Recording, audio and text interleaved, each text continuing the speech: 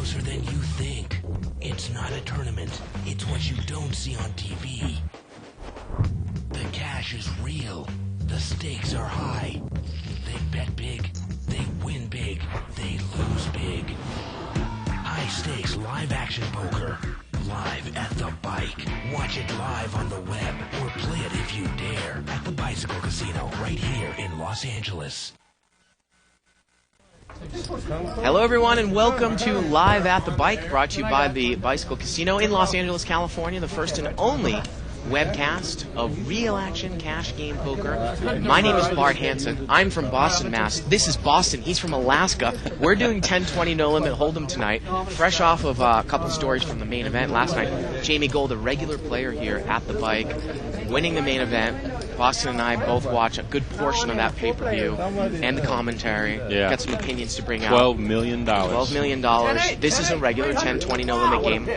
Very, very big. We're playing big. Ed's on the table. Mike's on the table. There's probably at least 50,000, which basically means it plays more like a 20-40 game. Yeah, especially with the all of the straddling that's going to go on. Yeah. So let's get over there. Let's head into the table, and let's start off by introducing the players. All right, in seat one is Mike, not in his usual seat, but he's bought in for about $5,000 tonight. Seat two is Jonathan. He started with about $2,000. Seat number three is Jimmy. He's got about $1,600 what he bought in with. Looks like he's won a little bit. Seat four is currently empty, but we're going to fill that immediately. Seat five, there he is, lovable Ed. He bought in for $12,000 tonight. Seat number six, usual, Barry. Don't call me Greenstein Woods. I want to publicly thank Barry for the kind comments that he made on the 2+2 thread the other night after the show. Thank you, Barry. Seat number seven, Francois. We've seen Francois many times on Live at the Bike. Let's see how he plays tonight. Seat number 8 is going to be Fred, and he bought in for about $4,000. We've seen Ed before. And seat number 9, that's Alan. He bought in for about $2,000 tonight. Now we're getting word that Mo is going to come into seat 4. So let's get to the first hand. All right. Let's see what we got going on. 10-20 no limit. Brown chips are $10 chips. Whites are hundreds. Like Boston said, there's going to be a lot of straddling in this game. So this game is going to be playing bigger than your, say, typical $1,000 game. Well, Ed buying in for $12,000 looks like he's going to want to move some chips tonight. Look at Barry, too. I mean, he's got probably at least $8,000 over there as well, right? Yeah, and sometimes when Barry sees people with more chips on the table, he'll go to the cage and get some more chips as well. Yeah. We got a one-liner to a straight here. It's checked around. And now we have a straight that plays on the board. I'm looking at the whole card windows. I don't see Mike's hand, but it doesn't appear that anybody has a king here. Yeah, Alan in seat 9's in the hand as well. His cards aren't in the window. So let's see what happens. Turns a 10, rivers a jack. Ed bets 200 here with a 10. And look at that.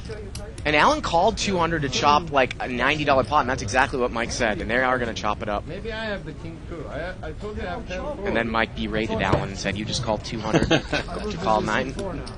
So how did you enjoy the ESPN broadcast yesterday? I did enjoy it, and we're going to be talking about that more. It looks like Mike's going to move over to seat 4. That's Mike's favorite seat, so he's going to move on over there. Yeah. Mo actually likes the seat 1 and seat 9. So now, when people were saying that the guy that was doing the play-by-play was Ali, I didn't recognize the name, but I know him as Oliver. Now, he's not like a friend of mine, but he's an acquaintance because he did a show last year on the Poker Players Network, which was like another webcast. Last year during the Gaming Expo at the Rio, they were doing a show on stage throughout the 5 days. He was the host, so he came around, did an interview with me. Seemed like a pretty nice guy. He's mainly a cash game player. He's done the show with Chad Brown a couple times, Ultimate Poker Challenge. Ultimate Poker Challenge, yeah. Yeah, he has. I thought that their commentary, I mean, I thought it was okay. It definitely, I saw some people really saying that it was bad. I definitely didn't think it was bad. I didn't think it was spectacular. I think that what we've learned doing the show is there kind of has to be a color guy and a play-by-play guy, and I think Phil Gordon tried to take on both those roles at the same time. I watched about the first 5 hours, and they were getting some response. They actually, you could go to ESPN.com/poker, and people were able to be interactive, kind of like here. And they had that situation where a lot of people watching were like, don't talk so much. They were trying to fill the space every single time. Yeah.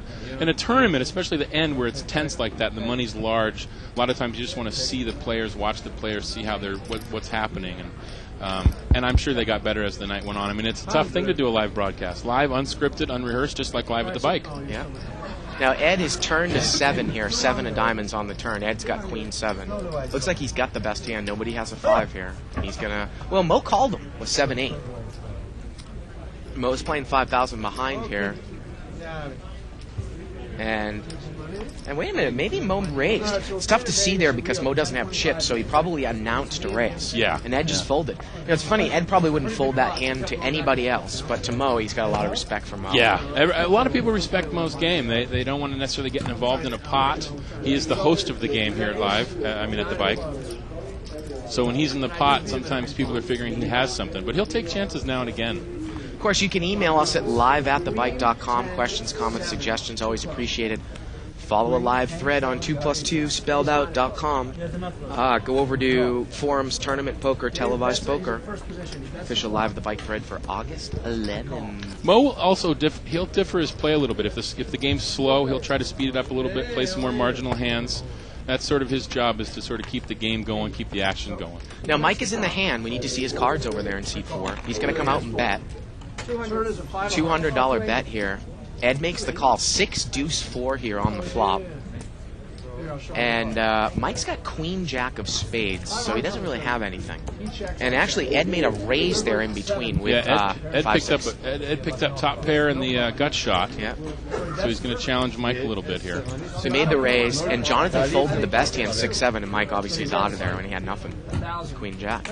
The button moves over here to seat number 4. It was really interesting, Jamie Gold. I mean, wire to wire for the last 4 days. I think he said he was the chip leader from day 3. Yeah, I think it was at the end of day 4. Day 4? Yeah, okay. Yeah. But still, I mean, considering how many days you're playing, and I have to say, he played that big stack well from what I watched. I mean, he was involved in almost every pot. Especially in position.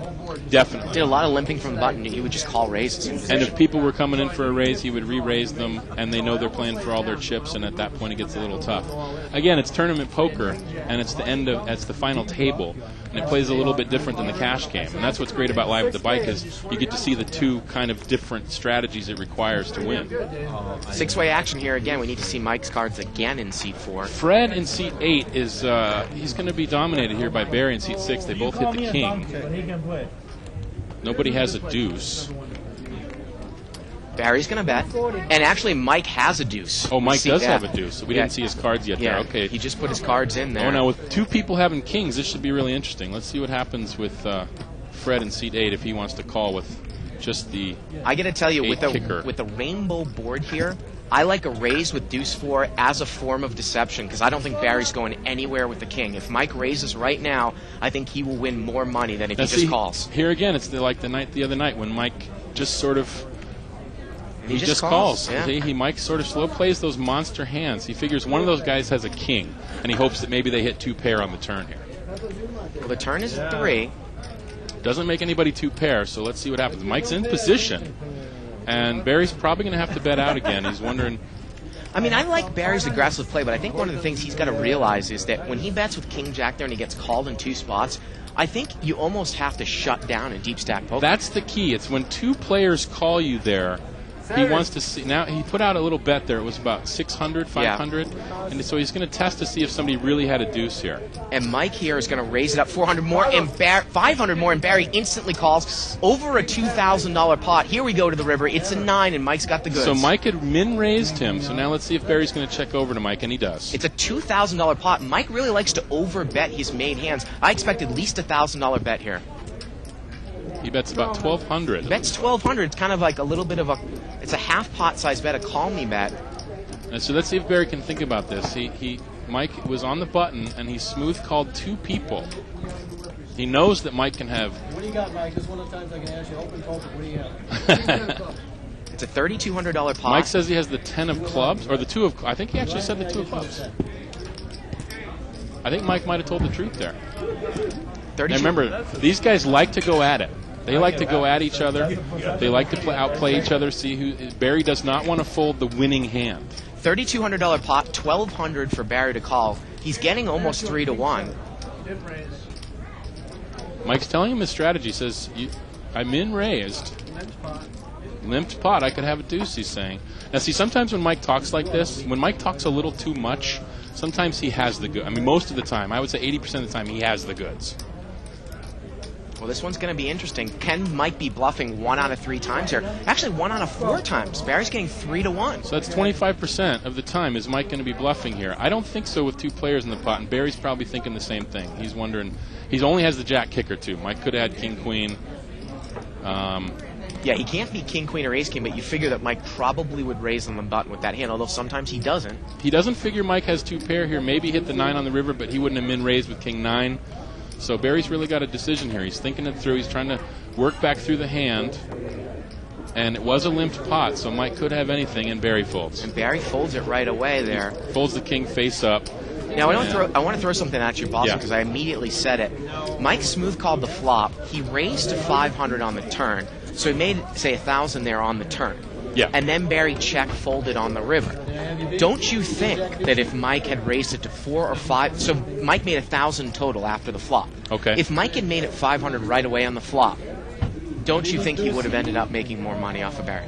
He might have, because Barry wasn't probably going to go anywhere, at least on the flop. I mean, and then Mike would have, then maybe Barry actually would have saved money. He might have checked on the turn, and then when Mike bet, then he could have made the same decision he did here on the river. Or Barry would have called the turn, and then Mike could have bet again on all 3 streets, putting more pressure on Barry.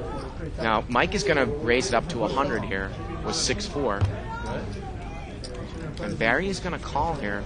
Mike checking out the Live at the Bike card, or the Bicycle Casino card of the player next to him, wants to know the guy's name. Probably hasn't played with him before.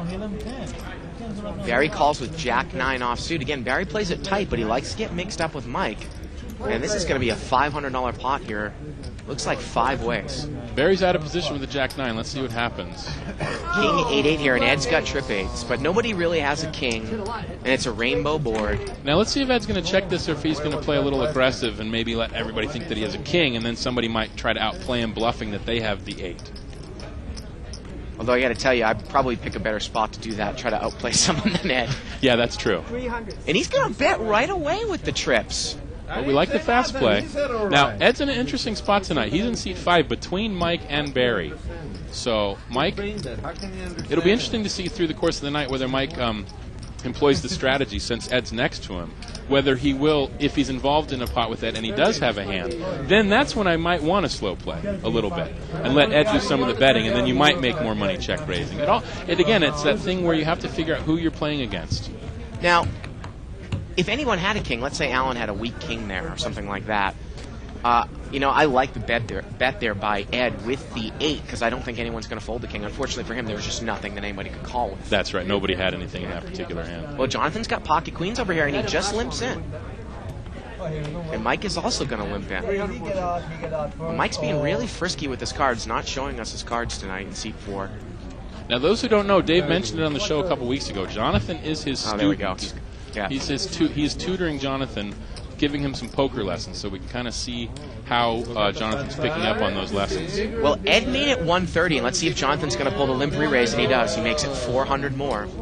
Seat 8 called, Alan called, and Ed is going to immediately call. He's got Jack 5 of diamonds that he brought it in with. I like the raise from Jonathan. He wants to see if the guy has kings or aces, and if he's going to re-raise him back. Now he kind of knows if everyone's just going to call him that he probably has the best hand. Wow, and now Ed calls. Fred's going to come in. That's going to bring Alan but in with deuces. He does have 3 other players in the pot now, so let's see the flop. $1,500 4 ways. Well, Jack 10-10 there. Is Ed going to get involved? And Fred's flop trip 10s. Fred's flop the trips. Now, sometimes I would rather have a set than trips, wouldn't you? Well, it's a little less obvious. Yeah. I mean, let's see what happens here with Fred. And it looks like Fred's going to bet out. It looks like he is going to play his hand. He is going to bet out. Looks like he's going to bet 1,000 into a $1,500 pot. That's I got to tell nice big bet. With Jonathan's stack size, I never give anybody credit for betting out with a 10. I probably push in here, and if the guy's got a 10, he's got a 10. And Jonathan folds. But Jonathan just lays it down. But Ed's not going anywhere. He's got top pair. I like the fold from Jonathan. I mean, if you think about it, and you had 3 other players calling your raise, and they have these middle cards like this, a lot of times people will come in with those cards. Turns of 4. The pot is 2,500 now, and it looks like Fred is pretty deep, and so is Ed. Now, see, this is good. Fred has saved himself some money to bet on the river. He's not trying to get everything in now. But he's made a big pot-sized turn bet here. He's bet the pot. He's bet 2,500. And if Ed calls here, he can pretty much move in, and I think Ed might feel committed to the hand. And Fred has about 2,500, maybe 2,800 left. So now Ed has he loves the top pair. It's hard to lay this down. Now, if there were more diamonds out there, he'd be more willing to call. He's trying to think it through. Does Fred have the 10? What did he call? Did he call with ace-10 suited? Did he call with just an open-ended straight draw? Well, Ed can't beat ace-jack, king-jack, or queen-jack right now either. That's the problem here, is that he can't beat any other jack. And Ed is going to make the call, and this pot is over $7,500. And I think for Fred, it's an easy all-in on the river. Well, Fred's in great shape, unless, of course, the jack hits on the river. Ed calls, so $7,500. Now, see, look at Fred there. He's smiling. He's really happy that Ed made that call. Here we go to the river. And the river's a 5. This gives Ed 2 pair. Of course, and Fred checked it. Oh, what a lot of value he lost with the river check. This is interesting. I don't know, because, well, actually, the second pair for Ed didn't really help him at all. So, but he just says, I have a jack. You wonder if Fred is just not all that familiar with Ed. And maybe he thought that Ed had a 10 there as well, but it looks like, I don't know if Fred's got 2 stacks of white back there. Looks like he's got at least maybe... It looks like it's 1 stack with another couple hundred on the side. Now, here's the interesting thing about Fred. Now, that's a little bit safe of a river check there. Now, you don't always want to do that. I mean, you can't be too afraid. But was he thinking that Ed had 10 jack, which is a very playable hand. A lot of people like to play that hand, especially after somebody had raised before the flop. And if you hit the 10 jack flop, it's a beautiful thing. So he was a little frightened there. He could have probably made another value bet. Again, he probably doesn't know Ed very well. Yeah, because, I mean, you and I would probably, at the pot 7,500, we've got 3,000. I think it's a pretty easy push against Ed there with trip 10s. At that point, yeah. Mike is going to raise it up here. And Ed re-raises. Mike makes it 100 to go with ace-7, and Ed re-raises with king-3 suited. Well, I sometimes, I like the king-3 suited. I like the kings with the suited low card, because if you do hit the 2 pair, it's pretty disguised. Although he is in late position, which is good, because you don't want to play that hand from up front. Well, Mike, he did re-raise, and Mike has called, and both players miss here. And it goes check-check, 10-9-5. Turns a jack. Mike is still in the lead here with ace high. Mike has the best hand. He's going to probably hope to check it down and win the pot with ace high. Oh, and the river's a 7 here. It's a 1 card straight to the board. And Ed just turns over king high, and Mike's going to win an $800 pot here with ace 7. Some crazy action here so far, Boston. Friday night. We love Friday night, the 10-20. A lot of times the 20-40s on Wednesday is similar, but this 10-20 game on Friday, with the straddling and everything, it plays really big. And you get a lot of people in there. And a lot of people come in for the 2,000, which is sometimes a little bit too short in this game on Friday night. I think a couple players came in for, Francois bought in for about 2,500, Alan, Jonathan, all kind of playing a little bit short. If you were watching this, you were watching a free half-an-hour sample of Live at the Bike. If you want to watch this entire 3-hour broadcast every night, you can click on the on-demand banner in the upper left-hand corner of the screen. Sign up for the archives. $14.95 a month gets you access to every show we've ever done for over a year and a half, and gets the ability to watch this entire show tonight. If you're watching for the first time, email us at Live at the Bike and say hi. We'd love to hear from you. If you're an archive subscriber, call a friend, tell them to watch and check it out. Ed is raised again here. He makes it 100 to go with ace-10. And we got 4-way action in here, $400 pot. Looks like Ed's got the best of it right now. Now, see, here's an interesting thing. Seat 3 and Seat 6, they both have, no diamonds came on the flop, so we're not going to have that problem in this hand. But it's an interesting hand sometimes when you get those diamonds like that. King 8 deuce here with a couple spades, and Ed bets 300, and that's probably going to get it done from what we see. No one really has anything here. This is exactly one of those flops. This is what they tell you in the books. Most of the time, people do not hit the flop. The 4 players in this pot, nobody hit anything. So if you're in late position, you can sometimes make that bet and take down the pot. Now, Mike was in there with ace-9. He hasn't released his hand yet, but I am assuming that he's going to fold. It's not ram, it's lamb. He's got ace-9. Wait a minute, Boston. He makes the call. And Ed's out in front, and if Mike hits an ace, he's in trouble. Because the 10 would play. Turns a 6. He was probably trying to play for the spade on the turn to maybe play that I had a spade draw. He unfortunately would have been in real trouble because Ed wouldn't have gone anywhere with the ace of spades. Ed bets 500 here. And the funny thing here for Mike is if he continues to check call and then it goes check chunk of the river, Ed's going to win it with ace-10. I don't think, I think it looks like Mike's going to fold. He would have to raise here to try to take this pot. Yeah, he's going to fold. He says, I had one spade. Ed's probably going to show the ace. Well, no. Now, see, I might have played that as Ed. I might have showed the ace of spades there. Give Mike a little thinking that I was on a spade draw. I know Ed didn't have a pair there, but let's say he had, like, ace-king offsuit with the ace of spades. I might have showed the ace of spades there to give the Mike the thought that I'm betting out on my draws. On an interesting side note, towards the end of the World Series of Poker, Mike Matisow made a $10,000 bet. He took the over at 6 a.m. Oh, he did? And he laid Phil Gordon 2-1, so he put 10 up to Phil's 5. And I think eventually he got kicked out of the hall because he was screaming, telling the guys to slow down and play in a rambunctious manner. That's Mike Matisow for you. You know, I like that high-stakes poker show on the GSN network, but I'm so glad that he's not playing anymore. Really? I much prefer to watch the game without him in it. And last Monday, Gus Hansen came in just at the end of the show, so I'm really excited to see the next one. Limped around here. Mike straddled. So that means it's 40 to go. In this game, that means 40 to go. And there's, 3 players in the hand, so that means there's 120 or so in the pot. Ace-4-7 with a couple of clubs. Again, nobody coming in with these really strong hands. Mike's got a 3-gapper, 4-8 of spades. And Freddie's going to come out and just make a little bluff at it there with Queen-8. Now, I've played with Fred a few times. I've played with him in Limit as well. I always get the impression he tends to be kind of more of a check caller, doesn't make a lot of moves, but he comes out there and he steals kind of a small pot right there. Well, if he has that tighter image, you can use that.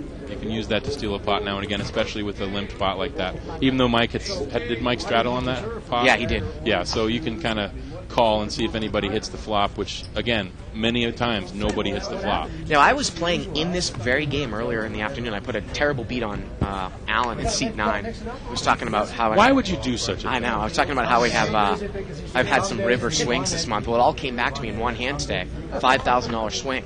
I would have went broke. Instead, I was up $5,500. Yeah, that's what happens. Alan flopped 2 pair. I had ace-king, and I hit an ace on the river.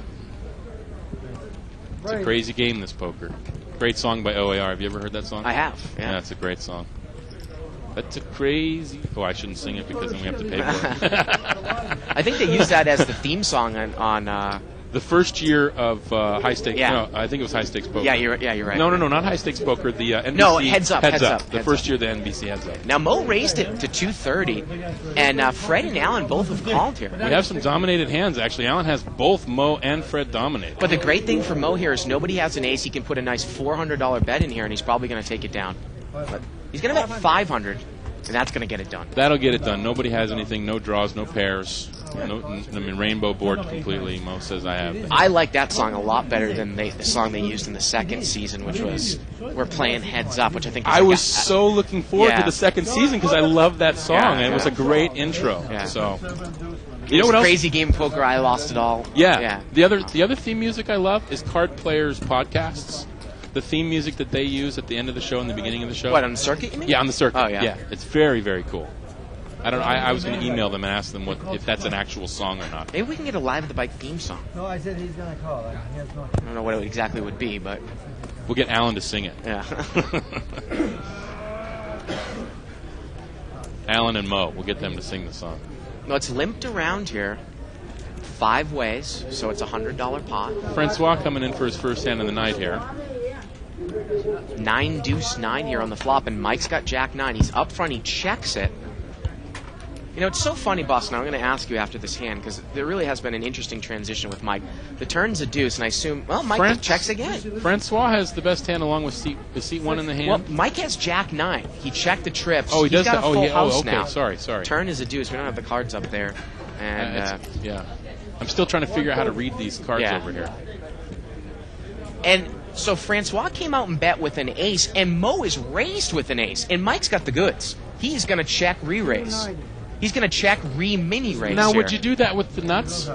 At this point, you have the nuts. Now, wouldn't you want, maybe if they're on the heart draw, if they're bluffing with the ace of hearts, you might want to just smooth call that and let somebody else bet on the river. Mike was in position on that hand, was he not? No, he was actually in first position. Well, you know, the funny thing, if we leave that board up for 1 second, and I've asked Dave the same question here, is that is Jack 9 really the nuts there on the turn? And what I mean by that is, do you want to maybe keep the pot small with a hand like Jack 9? Because someone might be tagging along with a 9 as well, and if they are, you're chopping it. But if an overcard comes and doesn't fill you up, right, you lose. You mean like if somebody has 9, 10 and the 10 comes? Yeah. Or even if somebody had pocket 10s there and the 10 comes. Because you're not ahead of any of those hands. Now, you do have a chance to win. I think of it more as when you have something like 7-9 and you have no chance of improving. Yeah. Somebody has a 9, but they have an overcard. Right. They are almost on a free roll. Well, maybe you push it then a little bit more at the beginning and just try to, I mean, it depends. I mean, sometimes you can't play too scared. You kind of have to figure that, I mean, somebody else having the other 9, the odds of that are not, I mean, it happens a lot, and it's unfortunate, but the odds of it happening are pretty unlikely. Now, we get a set here for Fred. Fred's flopped middle set with pocket 5s, and he bets right out at it. Fred picking up some hands in the first hour of the show here. Now, who was the pre-flop raiser? I think it might have been Jonathan with King-Queen. He is out of there.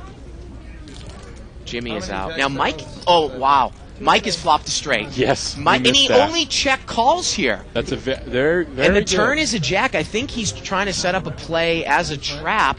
He flopped a straight, and Fred's got a set. Fred's going to bet again. Now, you hope the guy flopped a set and that the pair doesn't board here on the river. I mean, Mike, I might actually smooth call. Well, no, you might want to build yourself a pot here. I think I would definitely start building. I might have built it up on the flop, and Mike check raises. Yeah, because if you bet on the flop, nobody's going to believe you that you actually flopped the straight. He check raises to 1,000. Now, I think Fred is going to, he is going to call, and this pot is quickly $3,000. Fred needs the board to pair here, and the river's an ace, and Mike's got the goods. Now, Mike has to bet first. Now, he did raise, so he built himself a pot. He could put in a very nice bet here on the river, hoping maybe the guy had, like, well, 2 pair at least, or a set. 2 pair, if maybe hit the ace or the 7. I mean, he probably doesn't think the guy has Jack 7, but if the guy has a set, the board didn't pair, and you know you're going to get called, Mike's...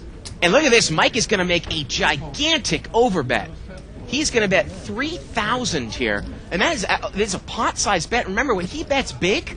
And Fred already called, and Mike turned over the straight. And Fred did make the call, and Mike is going to take down almost a $10,000 pot. We talk about some of the tells that Mike's have. When he bets really big on the river, he usually has something close to the nuts, as opposed to a bluff. And that is why you love the 4-6. That's why people play those low gap-suited connectors, because if you hit an uncoordinated... Well, that was coordinated board in terms of getting the straight, but the 4-6 was really the only hand there.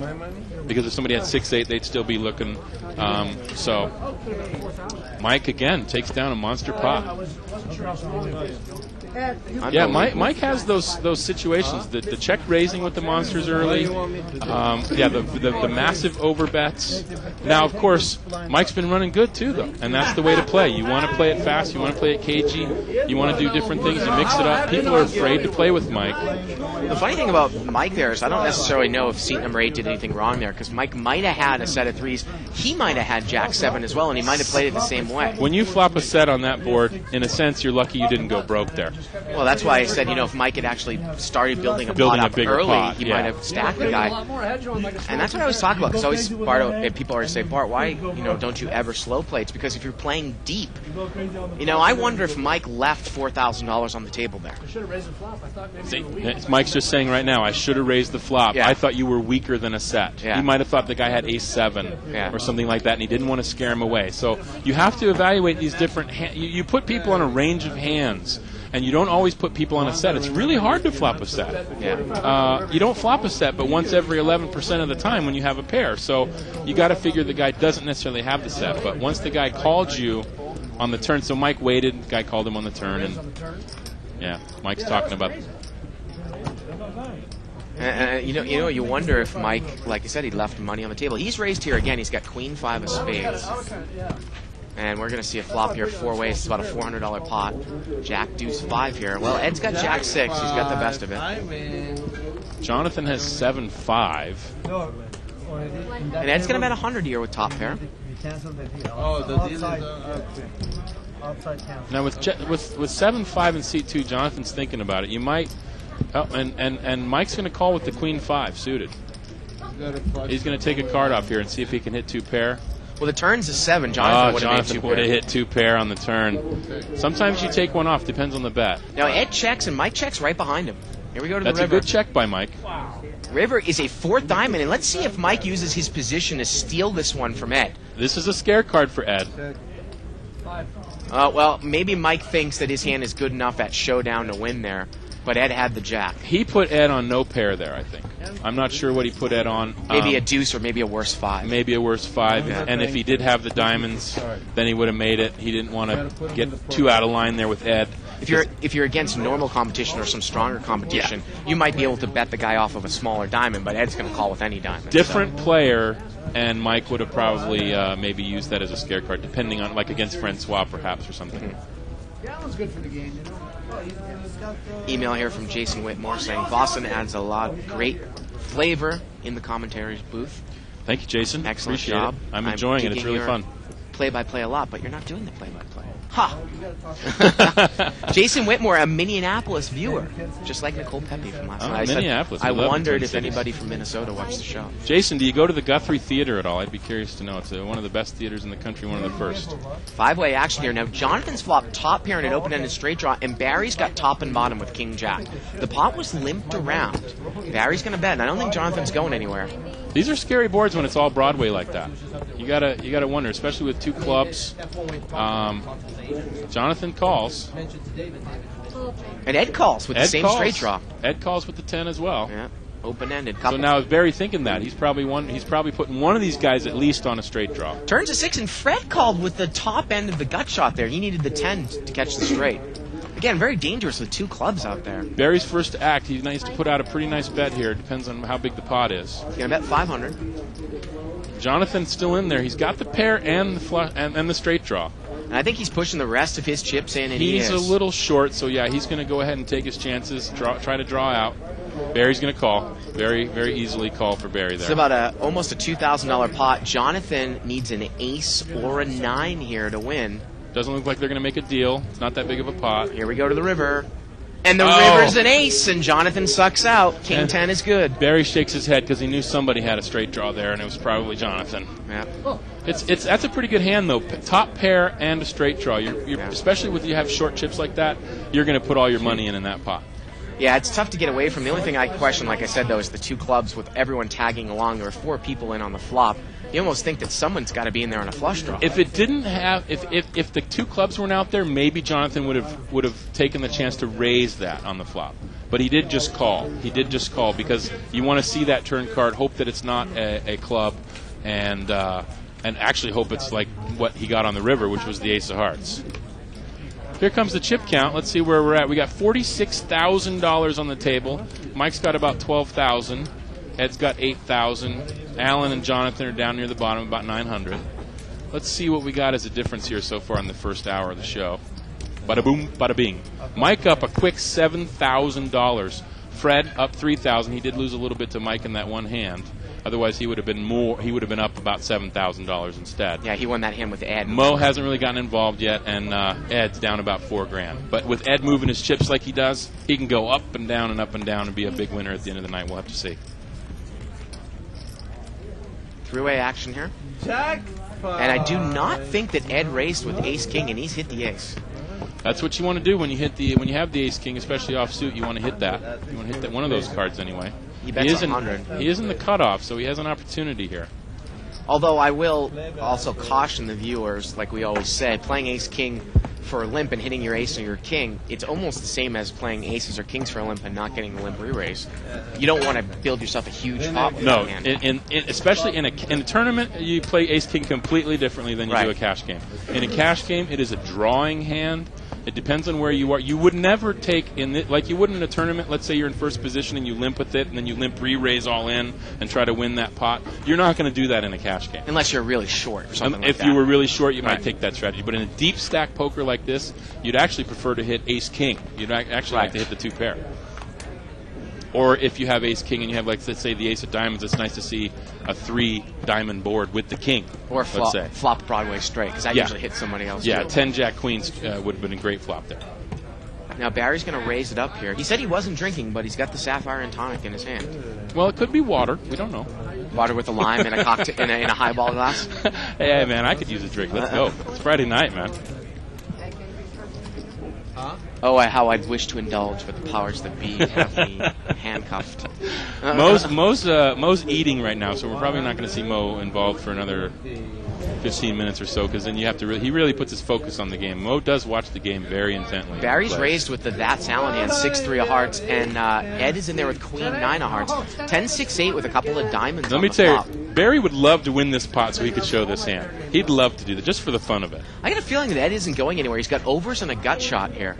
He's got a gut shot. Actually, wait a minute. He's double gutted. He's got the 7 and the jack. Yeah, and he could also pick up a heart on the turn, and then that would be real trouble for Barry because they both have hearts. And Ed check raised Barry to 600, and Barry called with the 6. The pot's 1,700. The turn's a 9, and now Ed has the best hand. Ed's picked up the best hand. He still has the double gutter. It is 3 diamonds out there. Did we just see that, Boston? Barry called the check raise with 6-3 on that flop. Well, he might have put Barry. He might, and he would have hit 2 pair on the river. Now look at this. Now, if Barry was thinking correctly, he could have put Ed on 9 something there, maybe 9 jack with an open-ended straight. When the 9 comes, now he knows for sure he's no good because Ed hit his pair. So that was actually not a bad call for Barry there. It was just a speculative call. He wanted to see the turn card and see. Yeah, but how about if he had 10-9 or 8-9? Well, then he was in real trouble. But it's worth it sometimes to see because it is Ed, and Ed will give you the action. If Barry had hit his 2 pair on the turn, let's say. Tomorrow we have a tournament here. Well, Jonathan's got ace-jack here in seat 2. Just a limp.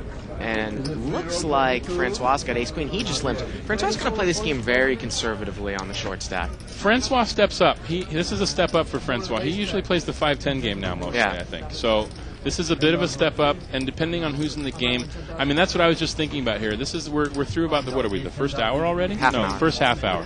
So we're sort of seeing people are now getting the feel-out stage out of the way. There's some new players on the table that we haven't seen a lot before. King 10-6 here with a couple clubs, and it looks like Fred and Alan both have top pair. Alan has Fred dominated with the 9. And Fred is going to bet 220 here with King 8. Now, see, Alan here has got the King 9. He's probably going to call because 9 as your kicker isn't very good. This is one of those hands, the King 9, they call it the K9. But, you know, it's not one of those hands. I mean, you could easily be out-kicked here. Oh, and now Fred turns 2 pair. Turns an 8. Fred's got kings up. And Alan's probably not going to think that Fred hit the 2 pair, but he might think that Fred has. It's easy for Fred to have King 10 there, King Jack, King Queen. Those are the kind of hands. Fred shows it to Alan. Alan says, "What was that? Oh, okay, you hit it on the turn. I actually had you." Right, of course, that makes sense. But again, when we talk about analyzing hands and looking at the hand, now that the 8 comes, you can't beat Ace King, King Queen, King Jack, King 10. Can't beat King 7. 8. You couldn't have beat 7-9 if they had 7-9 of clubs. He made the straight with the club draw. So there's a lot of hands you can't beat. It's a good fold by Alan there. It's an honor game. I mean, he probably got it. I didn't know what the pre-flop betting was, but he probably got him pretty cheap on the button there. Not a bad hand to play from the button, I suppose. King 9. As long as you can get away from it. Look at this. Kev Math on 2+2 says, the song, I think he's talking about the circuit, is called Static Speaker by Jack Schreiner. Kev Math, thank you very much. I'm going to get that from, I'm going to download that.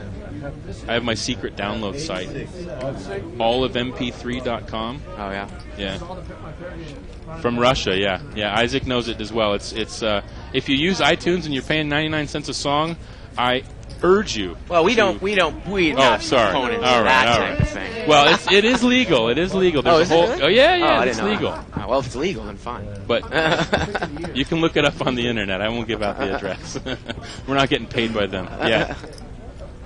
Queen 10-8 here was limped around. Looks like Alan's got the best hand on the button here. A lot of low cards. Everybody likes to play those low cards and see if they can hit the flop. Not this time. Well, Barry bets here, trying to buy himself the button with bottom pair, and Alan calls. And let's see if Barry just shuts down here unless he picks up a diamond draw here on the turn. Well, now he picks up a diamond draw, and it's an overcard. Let's see if he bets here again. He's going to take the card. I would have liked to bet there against Barry, thinking that Alan would fold a queen or a 10 if Barry bet there. Now, Alan checked because Barry easily could have had ace-8. River's a deuce, and it gets checked down there. Check down, and Alan wins the pot. I mean, I've played Boston so much with Alan there that if you bet, maybe he calls with a weak queen or middle pair. Sometimes he calls with bottom pair. Now you've picked up another draw with the ace of diamonds. You got a pair and a diamond draw, and it's an overcard to whatever pair Alan has. I think Barry could easily have bet there on the turn and probably taken it down there. I probably would have put out a little feeler bet, yeah. I mean, maybe like a 60% pot size bet, see what happens. Button moves over here to seat 1. But again, I think Alan's playing a little short, so you're not going to. Your implied odds go down a little bit there. I don't think Alan has right around his 2,000, I think, still. Pocket kings here for Francois. Well, we know he's going to play this one. This is a good hand. We love pocket kings. The only thing you don't want to do is see that ace on the flop. And Ed made it 100 to go with queen 10. And Francois loves this because he's going to re-raise and he's probably going to get Ed to call. And I wouldn't be surprised if a queen comes out here if Francois doubles through. Ed calls. Yeah, Ed's got a lot of money still. Even though he's lost a couple pots, he's down about 4,000 so far. But he's willing to play. Let's see what happens on the flop. Kings against queen 10, $700 pot. Well, should easily get away from it if you're Ed here. Now, what do you do as Francois? Do you take a card here? Do you give him a free card? Sometimes, now see, this is interesting. Most people would want to play this with the two cards out there, the 7-8, the clubs, all of that. You might actually sort of want to bet to get people out of that hand. Sometimes, to be tricky, I will check there and take the risk and see the turn card and see what happens. Well, I know what you're saying against some normal competition, but if you're asking me specifically against Ed, I'm going to bet that 100% of the time for value because he's going to call me with any pair. He might also call me with overcards. Yeah, if he had 10-9, if he had even 10-jack, he might try to pick up a straight draw or a pair on the jack. Yeah. You know what I mean? Something like that. We've seen Ed do it. Yeah. I just think you lose a lot of value trying to play it tricky with Ed. We give Francois props. He did come out and bet it there on the flop. Unfortunately for him, Ed just totally whiffed on it. Didn't have any piece of that flop. But it's a good bet by Francois. Butt moves over here to seat 2.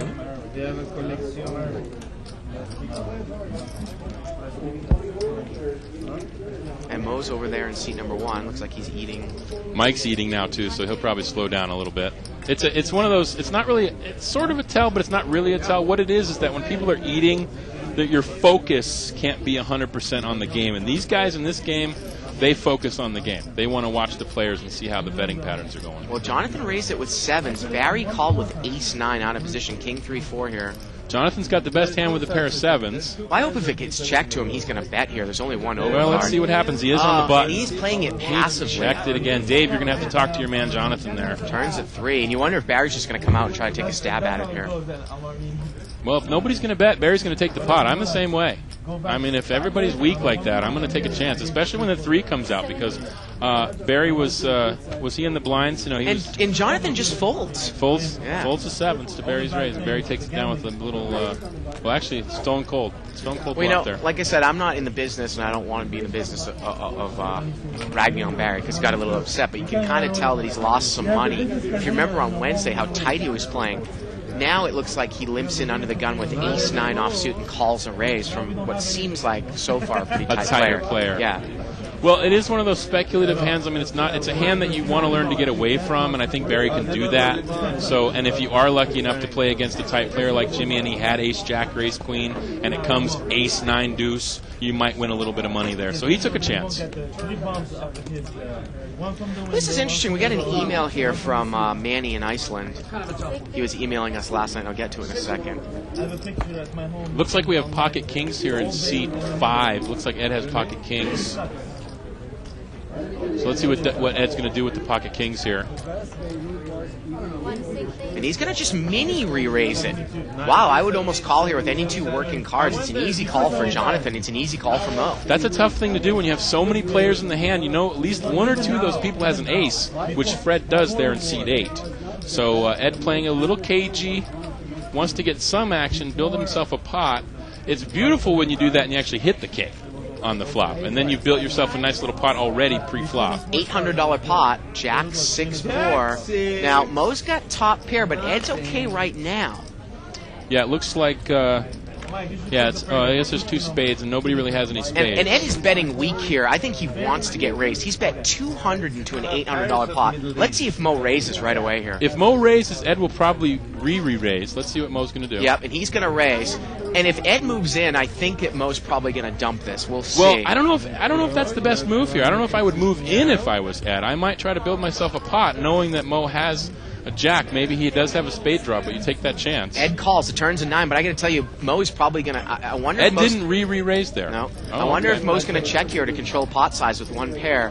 Well, he's going to throw a tiny $200 bet out, and Ed calls. Ed's playing a little scared here. He's wondering if Mo maybe flopped a set of 4s or. The river's a 6. That's a great card for Ed. Now, and Ed's going to win it there with kings up. He's going to win over a $2,000 pot. Well, the other thing going on here is that maybe as the host of the game, Ed's not going to push Mo to the limit, maybe like he would a Mike or a Barry. He's going to let Mo do the betting and control the pot size. Well, Ed and Mo are good friends, and also Mo isn't going to gorge Ed. No, they're really good for the game. You can tell by the bets there, they kind of played it small. Ed just called the raise. Now, email here from Manny in Iceland, and I didn't know this. He says, great show, Boston's doing very well. Nice geography lesson last night about Iceland. Anyway, now that Jamie Gold is the World Series of Poker champion, you should go through the archives and find the shows with him on it. I was watching an old show from October in 2005 today, and suddenly Jamie Gold showed up. Well, there you go. I wasn't privy to that. I haven't seen many old shows since I'm a new subscriber, but you'd imagine people would be eager to see Jamie in action. Well, that's one thing that people have brought up before. Our research department will definitely be on that over the weekend. They're on it. Can find it. I mean, that's one thing to do is sort of catalog who's been on the show when, because you never know who's going to hit big. Yeah. Then you can go back and see how they were playing in the cash game, which is a fun thing to do. I mean, some of these guys have been playing on the show for a long time. Barry and Mike, you can go back over a year and see them playing early. This is going to be interesting. Barry's flopped bottom two pair here on a very scary board. It is rainbow. And Mike's got a pair and the top end of an open-ended straight draw. Now, Barry bets out right away with 7-8. Now, conventional theory is that when you have bottom two pair, you are weak in a sense. You have a good, strong hand, but it is very vulnerable, especially on a coordinated board like this. Now, if there were two suits out there, Barry would have to push really hard. Mike's going to call. Yeah, Mike calls. Now, here we go to the turn. Now, if Mike hits the 7, it's trouble. Turns an ace. I was going to say, if Mike hit the straight card, Barry probably would have slowed down. The ace is a good card for Barry, he thinks. Although if Mike had, he might put Mike on this exact hand. And Mike folds. Mike folds open. He's showing it, and Barry shows it. Shows that he had two pair. Now, I think Barry might have put Mike on that hand, a pair and a straight draw. And he was glad to see a card on the turn that didn't hit the straight, because the four-liner is really tough to bet when you have the bottom two pair. It's interesting to note, though, how I wouldn't necessarily remember if Jamie Gold was on the show, because you don't tag it in your mind as being important at that time. I mean, some of the guys who play really regular, you sort of get to know a lot, even if they've been gone for a couple months. They come back, you know who they are. There's guys who played on the show who are probably really good poker players, maybe didn't have a good showing on the show, but that doesn't mean that they're not a good player. And they've maybe played once or twice. Although from what I've heard, and especially actually what Nicole said, was that Jamie Gold was quite the live one in cash games. I never played with him. Did you ever play with him? I don't recognize him. I didn't recognize him. I heard he plays at the other casino as well, so he's probably a rounder. I know that he's tutored by Johnny Chan. Yeah. If Johnny wants to tutor me, please call me. Johnny Chan, if you're listening, email live at the bike and say that you want to tutor Boston. That'd be great. Ed has raised it up here. What do you think his email is? JohnnyChan@theorientexpress.com? Yeah, something like that. Actually, I think Johnny has his own website. I think it's Johnny Chan Net or something like that. I think, but he doesn't have a lot of content on there. He didn't a couple years ago when I looked at it. He had some old videos and such. Ed raised it pre-flop, and he's hit the jack. It's a $400 pot, jack 6-5 on the flop. And Ed's going to make a half pot size continuation bet, and Fred calls with bottom pair. He doesn't believe it. Well, if Fred hits the ace on the turn, he'll be solid. I think a 5 would be a better card for him here on the turn if he can hit it. Well, the turn's an 8. When Ed has the jack, though, then you got to figure the guy has some other kind of hand, and hitting the extra card, the same card, isn't necessarily the best. And Ed bets 400 and another check call here by Fred, and the river is a queen. This one probably... Well, now Fred is going to try to make a bluff at it now. Fred's going to take it that he had 9-10, perhaps. Well, he's going to try to represent, maybe he's got queen jack as well, 9-10, queen jack, something like that. He bets 1,000 into a $2,000 pot, and Ed instantly calls, and Ed's going to take down a $4,000 pot. Here's the thing. Like you said before, we're not sure if Fred's played with Ed a lot. Ed's not going to go for that kind of a bluff like that at the end. Fred. Yeah, a move. Yeah. You don't want to make moves against Ed. You want to value bet against Ed. Like we saw on Wednesday night, Mike and a few other guys were brilliantly value betting Ed the other night on Wednesday's show, which you can check out in the archive. Now, live at the bike. liveatthebike.com. I did see Mike Wu here earlier. And I don't know if he's trying to get... He might be on the board waiting to get in the game. What was the tournament tonight? I know it was a no limit. Was it a shootout? Shootout, yeah. Shootout tournament tonight. Everybody out there probably knows what a shootout is. It's where you play one table all the way down. You have to win that table to move on, and then the winners of those tables play to win the championship. It's kind of playing a one-table satellite or one of those double shootouts on the internet. 200. Pocket nines here for Ed, and he's going to raise it to 200. And Ed's raises are pretty big usually as well. That's why the game plays bigger. That's why, like when you said earlier, it's tough to buy in. No, the minimum in this game is 1,000. But even if you buy in for 2,000, when the standard raise is 10% of your stack, you really can't be playing any hands for just a call pre-flop, right? Right. It's In really this game, difficult. as a 10, 20, a lot of times, I mean, $20 big blind, you want to buy in for 100 times the big blind. So, in a sense, $1,000 is there if you want to employ the short stack strategy. Yeah. But really, guys are going to buy in for at least $2,000, $3,000. I think Mike bought in for $5,000 as well as Mo, and Ed bought in for $12,000. Remember, he bought in for what is that? That's how many times is that? That's a lot. That's a lot of times. Yeah. That's over 500 times. And the thing is that when we say 600 buy, times, right? 600 times the big blind. when we say buy in, we talk about how many chips they have in the beginning of the game. Yeah, I'm talking about this is Right. the amount they bought in for. The game was going probably for about an hour before we started. Because I so. was playing in the game earlier. You were, that's and Ed right. only started with about 4. He's up like probably 8 for the day so far. And these chip counts were collected before the show started, and Exactly. this is where people were at that time. At like, the time, right. like Jimmy had 1,600 when we started. He probably bought in for a little bit more than that. Right. But that's where he was before the show started. Now, and Mike is raised here with Ace-King to 100. Ed's called with 6-9. Jonathan's in there with 6-4. Here we go to the flop. See, I prefer the 6-4 over the 6-9. Oh, well, Ed, we know Ed hit his prop there again. Mo's just Yes. bleeding through money in the props. Mike is going to make a continuation bet. That's probably going to get it done here, I would assume. Now, the other interesting thing that I don't think I mentioned last night, Boston, was that after the show ended on Wednesday, Yeah, Adam, remember, he had kind of sucked out nutrition, built his stack back up to 10,000. that's right. Mike stacked Adam right after the show. Mike rivered a flush. They were all in on the flop. Adam had flopped a straight. And Mike was up like at 30,000 Right. at Wow. the end of that show on Wednesday. That's one of those cases that Dave was talking about the other night for extending these shows on sometimes on these big, especially Wednesday night when the game is playing so big and there's $60,000, $70,000 on the table, which can buy you a brand new car, a pretty nice one too. Live straddle here by Mike. I mean, when you sit down at the table, Bart, do you ever think you want to win every chip on the table tonight? Well, I have dreams of that. I mean, there's other things going through my head as well. Dreams of other things besides poker. Like Asian nipples or something like that? How did I know? Uh, See, I am an avid watcher of Live at the Bike. $100 raise here by Ed with Ace-7. Fred's going to call with Ace-Jack. And Mike, it looks like he's playing any two suits. He's in there. Two suited. Three-way action, $300 pot here. Well, with Ed and Fred are in the pot, so Mike wants to play that pot. And Mike's got the best hand here with the two pair, kings and fours. King, king, four on the flop. Did Ed bet out a little bit there? No, that was a prop money throw there. Checked around here, and let's see if Mike, bets on kind of a safe card. Turns a 9. You imagine Mike's probably going to bet out with a 4. He does. Now the thing is that we've seen Ed call with less. He's going to call with ace high here. That's why it's very difficult to sometimes put him on a hand. That's true. Was he slow playing the king? Mike's going through his mind now. But if he was slow playing the king and the two hearts came, wouldn't Ed raise it? That's what Mike's probably thinking now. But he's willing. I think Mike's now. See how Mike grabbed his hand there? He's willing to just check this down and take the pot. River's a queen, and Ed misses. And Ed's going to throw a bet out on the river. He bets 400. Well, wow. Mike was ready to check this down. Yeah, Usually he when wanted Mike to check grabs it his down. cards like that and takes them off the window at that point, usually he's ready to check it down. But And look at this. Mike is going to check call, and he's going to win it with a pair of fours. he says, I have a 4. Ed thought he was good with the ace high, especially when the queen came. He kind of maybe took a chance that he could value bet the queen, maybe thinking that he had. Not sure what he would have made Mike think there.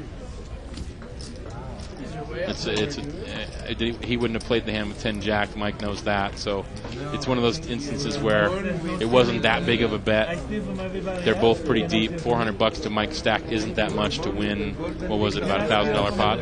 Now, it's funny, going back to the World Series last night, I've seen a lot of negative stuff about Jamie Gold, that he's the worst possible main event winner for poker, that he doesn't want to be an ambassador for poker. Well, we can't all say this yet. stuff. We can't say yet. We got to give him a chance. I mean, it will. Let's put it this way. I'll tell you this much. It will be really hard to follow in the steps of both Greg Raymer and Joe Hashem. They did such, and Chris Moneymaker actually. Wow, look at this. Mike's got kings here, and Mo's got queens on the button, and this it's could a be fireworks. straddled pot. Mo is going to open raise here, I'm sure, with queens. It's interesting. Mo's still eating, so let's see what happens. He does raise. Now, a lot of times when a guy's eating and he raises like that, It's a big hand. it means he's got a big hand. But Mike doesn't really care because there's only one hand that beats Mike. Now, does Mike play it cagey and just call and think the guy in the middle is going to get out now? Now, the guy in the middle is probably going to get out now that Mo raised. The guy in the middle is not going to Ed. 10. So now we're heads up. Ed raises. Wow, Ed is in there, and he makes a re-raise with 6-4, and this might get Mo to push, and Mike is going to call if Mo pushes. Oh, wow. Now, see, Mo knows that Ed could come in with any 2 cards. Actually, Mike could as well. So now Mo's thinking, one of these guys has an ace or a king, maybe ace-king. I need to raise it pretty big. Now, Mo calls, and now will Mike push with kings? And he looks like he is going to push all in. He smooth called Mo's raise in the straddle. Ed pulled the limp re-raise. Mo called, and now Mike is pushing in. At this point with pocket kings, this is a big enough pot. I mean, at this point you're saying, I've won enough money now for this hand. One of these guys has an ace. He doesn't know that they don't, but one of these guys has an ace. I don't want to see the flop. I'm going to take my, about $2,000 right now. Now, here's the interesting thing, though. For Mo, Mike usually does not do this like as a bluff. I don't think he would do it with ace-king suited here either. I think that even though I'm privy to the cards, this might be a relatively easy laydown here with queens. Well, he's going through it. He's looking at his chip stack. He's thinking about the hand. How much is in the pot now? Well, the pot is probably going to be about 1,800 plus the push, and Mo looks like he's got maybe 4,000 left. It's a $5,800 pot, about 3,000 for him to call. And we're getting a look at Mike here. He seems pretty comfortable. He's talking a little bit to Mo. Mo has Mo has about 3,000, so it would be a big call for Mo here. Yeah, he's almost getting 2-1 though. 5,800 in the pot, 3,000 a call. Now Mo's going back through. He's going back through the betting now. He's saying, okay, I did this, you did that, then you just smooth called, and I smooth called with my queens. Ed raised it. Now you want to go all in. So what kind of hand did you have in early position? Mike was he was in the first. straddle. Mike straddled. So Mike could have any hand here, and Mo knows that as well.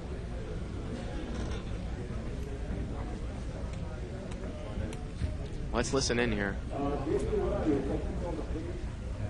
Look at this. Mike is goading Mo to call, looking to...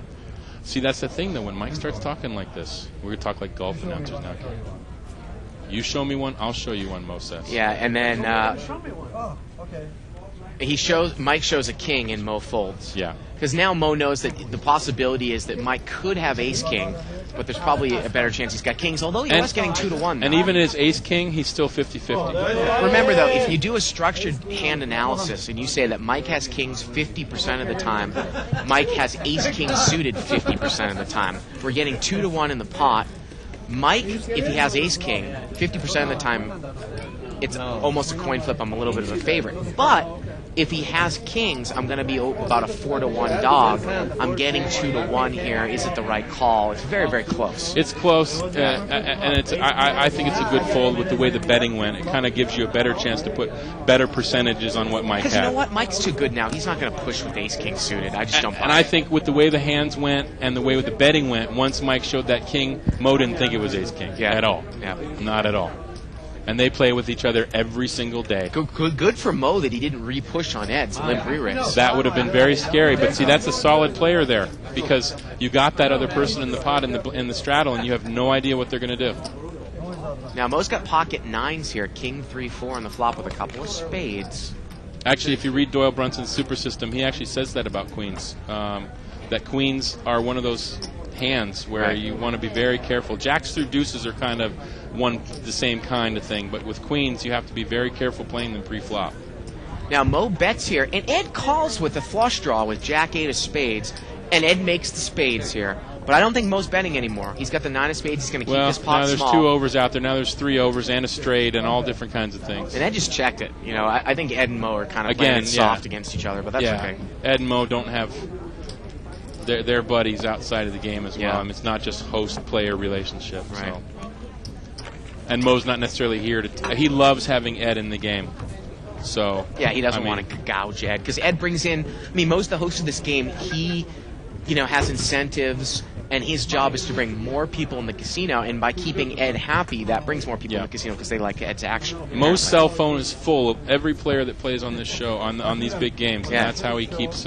Soft playing is not allowed and will be addressed immediately. Except in certain cases. Unless it's the big game at the bottom. Yeah. I mean, that happens in the lower games, too. I mean, it's not really... I mean, the soft playing that they're talking about on the board there is when you've got two buddies in the game or a husband-wife, and they're in every pot and they're raising each other because there's a third player in, and that's when it gets a little tricky, and I would complain myself. This kind of thing is checking it down. That's a little bit different. Now look at this. Ed raised it with 9-6 to 200 out of the blind. Barry's called with king deuce of diamonds, and Jimmy's in there with king queen, and Ed flops top pair. $600 pot. Ed hits the 9. He's been playing. He's playing these low cards tonight. He's playing this kind of crazy style. He bets 200, and Jimmy takes one off here with king queen. First time we've seen him play all night. Jimmy hasn't played yet, and he's been watching Ed though. And Ed turns trips. Oh no! And Ed's going to continue to bet. Now let's see what happens. Jimmy has basically been watching the game for the first hour or so here, and he now thinks that Ed is pretty loose aggressive. Funny thing there is you wonder if Jimmy would have kept calling Ed down with ace high, like ace queen, figuring Ed might just have ace high. He didn't really have the hand to keep. I mean, it's a good thought on Jimmy's part to sort of watch Ed and know that he's playing. I mean, Ed has played pretty much every pot so far, and so Jimmy's right there to sort of maybe look him up, but sometimes you want to have a little bit stronger of a hand there to do it. Right. Because Ed's playing these weird gap-suited connector. He could have hit that board, and you really don't know. So it's a very interesting dilemma. But Jimmy's been sort of lying in the way. It'll be interesting to see what happens here in the next couple hours with Jimmy. It looks like he's been sort of gathering table information. We haven't seen Jimmy on the show. I don't know. Have you seen Jimmy before? Has he played on the show a lot? Never seen him actually in the casino before. Never played with him before. So it's a good, maybe he's watched the archives, but now he's sitting in the game and he wants to kind of get a feel for it before he starts playing. That was his first hand. And you would have beat me too. I would have went nuts. If the guys didn't see the flop, I was sitting here very good. I was sitting and playing. Now you're upset. Well, Ed's going to raise it up here to 150 I'm in the hand. I don't or have 120. Again, he just keeps raising and raising and raising. It hurt. And Barry has mini re-raised with king 10. Bro, I apologize. You and me, so go. I didn't know. I wasn't right with on I that. mean, you made a great laydown. Mo upset about something out there, something about how he was eating, and All in against Ed and him. I'm not sure what was going on there. Something about how now he's playing, something's going on. And Ed outflops Barry. And Ed's not going anywhere, I guarantee. It's a $500 pot, 886 on the flop. Yep, Ed hit the 6 on the flop. Let's see if Barry's going to continue with his... Nope, he checks it. And I actually like that play against Ed. Why not take a card? Oh, and no. now Barry outturns Ed. Now, Barry, is he going to put Ed on a king? Probably not. But the 2 8s out there might save Barry some money here. And Barry made a mini raise on the turn, $200 bet and a raise to 400, and the river's a 10. Oh. And now Barry makes 2 higher pair. Now, Barry actually has the best hand. He's the winner. By the check mark you can see there on the left side of the screen. Barry bets 600. Ed calls, and that pot got up to $2,500. Barry wins it with king 10. That was a very interesting hand there because Barry got lucky there. Yeah. He's saying, yeah, I got lucky. Thank God. Thank the Lord. Because he hit the king, which sort of kept him in the pot. He probably would have kept the pot small had he not hit the 2 pair on the river, because the 8 there kind of slows him down. If it hadn't been a paired board on the flop, Barry might have made a little bit more money there, and Ed was kind of stuck when he hit the 2 pair. I mean, he was, he actually hitting the 2 pair didn't really help him because he only had the 6 kicker. So email here again from Manny in Iceland. He said the exact show that Jamie Gold was on was the 5,000 no limit from October 12th. Of 2005. October 12th, 2005, Jamie Gold, the recently crowned world champion of poker. I wasn't even thinking he was playing at a game like that. I thought he was playing a smaller game. But supposedly they said that he's been playing professionally for 5 years now. So yeah, I know that Nicole said he was playing in the 200, but I'd actually heard that Jamie was playing. He plays a little bit higher, so we're not quite sure. I'm sure usually what's happened in the past when the world champion is crowned, we have Legends of Poker, they usually have a reception for the winner. Right. So that'll probably be happening, and we'll learn a little bit more about Jamie then. 10-5-3 here with a couple clubs. The worst I have is ace king. Limped around pre-flop, and now Fred is going to bet here with... Again, he's just going to take a little shot at it, uses his image, and I assume Barry's not going to get involved, and Fred's going to steal this one with king 8. Do we have a confirmation on that, by the way? Are we going to be doing a reception for the World Series of Poker winner? Yeah, I mean, it's happened the last couple years. We're not 100% sure, but it seems like with Legends of Poker, I mean, now if Jamie wasn't a full-time pro, let's look at it this way, $12 million, after taxes, he's still going to be up about $7 million. Now, we're not sure. We don't know anything about backers or if he was with a team or whether, so we don't know if he gets to keep all that money. But yeah, but the thing is that even regardless of even the prize money, it's the opportunity that now I heard that Party Poker wants to swoop in and sponsor because PokerStars just grabbed the last 3 years. Right. They want to come in and offer this guy $20 million. Now he's going to be put in every tournament for free. And Full Tilt's been picking up a lot of people. They picked up that Marsden. Madston? They picked up Full Tilt picked up Madston. And yes, actually, Jamie Gold was a television producer, and he lives in Malibu. Johnny actually named him the Malibu Express. So he might have bought himself into the tournament and maybe didn't even need $7 million being a TV producer. But Ray's here by seat 3. He's got King Jack of Hearts, and he made it, I think, 140 to go, and we got 5 people in there, so the pot is somewhere around $600. Jimmy the Razor, Ace 3-9 with a couple of clubs. Well, it looks nobody hit an ace here on the flop. Mike's got the best hand here with Jack 9. But that ace out there always kind of scares you, but nobody even has a pair to really be scared, so this is going to go checked around. Turns at 10, and Mike is still in the lead here with Jack 9. Let's see if he bets now. Well, now Jimmy's going to bet. I don't know if that makes a whole... Well, Mike's just not even going to get involved with it. Yeah, anybody could have aces there, 10. I mean, in that kind of a pot, it's a small amount of money. It's not really worth getting involved with. Jimmy's, that's his second hand. River would have been a 9. Mike would have made trips. Well, unfortunately, we don't always get to see the river. Yeah. Those damn turn bets get in the way. You're filling the air with hot air. Just stop it. Stop it. There. Button moves over here to Francois. Thank you. Wow, that's like a miracle. Stop it, okay? Just stop it. If you want to play, we'll play. You already made the bet. 10 matches. Right? Somebody challenging Mike to heads up. Who's on the rail, Isaac? Oh, it's Gil. Gil. Gil challenging Mike, and Mike saying, let's go. 10 heads up matches. Let's go. Yeah, my money would be on Mike. Although Gil's a very solid tournament player. You think that Gil's got more experience actually, like heads up, like in a tournament structure, which I assume that would be a freeze out would be. And I guess besides Jamie Gold, Gil's the highest normal bike player who cashed at the World Series. He cashed pretty high. I don't remember his exact position. 50s or 60s. Something. Yeah, Kev Math was keeping track of that. Ray, make 140 total. Barry's going to raise it up here to 140. We're getting word that Gil was 78th in the World Series this year, so that's pretty good. That's worth a good little amount of money there. Now, Francois, he's going to call with 7-8 of clubs. Looks like he's got probably over 2,000 there. He's on the button. That's a great hand to play on the button. It's a speculative hand. It's a suited connector. We all know about those. If you hit the flop with that, you're going to be in a pretty good spot. Well, as long as you don't hit some weird thing where you get 9-10 jack and somebody has king queen. King 6-7 here on the flop, and Francois actually has the best hand. If it gets checked over to him, but Barry's usually good about continuation betting here with the king out. I don't know if Francois is going to get a chance to bet here. Well, he might. Everybody checks to Francois. Let's see what he does. It's about a $600 pot. He's going to bet 300. Now, see, that's a pretty good bet here. Everybody showed weakness, so he's going to go ahead and take a stab at it. He could pick up a straight draw on the turn. He could pick up 2 pair, although if he picked up 2 pair, that might have make somebody's hand who has like 4-5. And Mike is going to call here with bottom pair. Yeah. Now, see, Mike could do the same thing. He might pick up a straight draw as well. So or a backdoor diamonds. He could. He also has backdoor diamonds. So let's see what happens on the turn here. Pot is now about $1,000. Francois likes to play with Mike. He likes to outplay Mike. Turns in 9, and Francois open-ended. I'd assume Francois is going to take a card here. Here's what happened. Francois did it. He picked up his open-ended straight draw, and he still has the pair. Now he checks it, which is a good check there. 4-3-7. Here we go to the river. River is an ace. 3 spades. They don't put any. Neither of them put each other on spades. And it gets checked down, but the 7 is good. Yeah, Mike said he thought he was open-ended. He kind of knew that Francois had some sort of speculative hand there because he just called on the button. Mike's pretty good about reading that kind of play, especially in late position, especially somebody like Francois. But Francois likes to play against Mike because I think a lot of people think of Mike as the...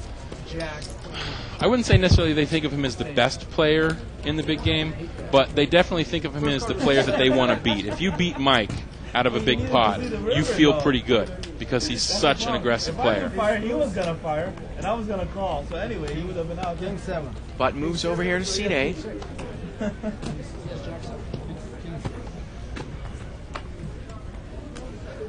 I hate that when you have suit checkers. The first card's like a perfect card. Fred's got ace-6 of spades on the button here.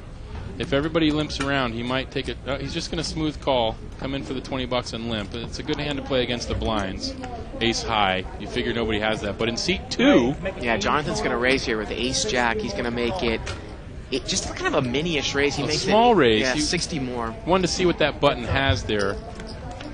And here we go to the flop, ace jack against ace 6, and there's the ace, and Wow. Jonathan's got top 2. Let's see if Fred gets in trouble here. He checked it.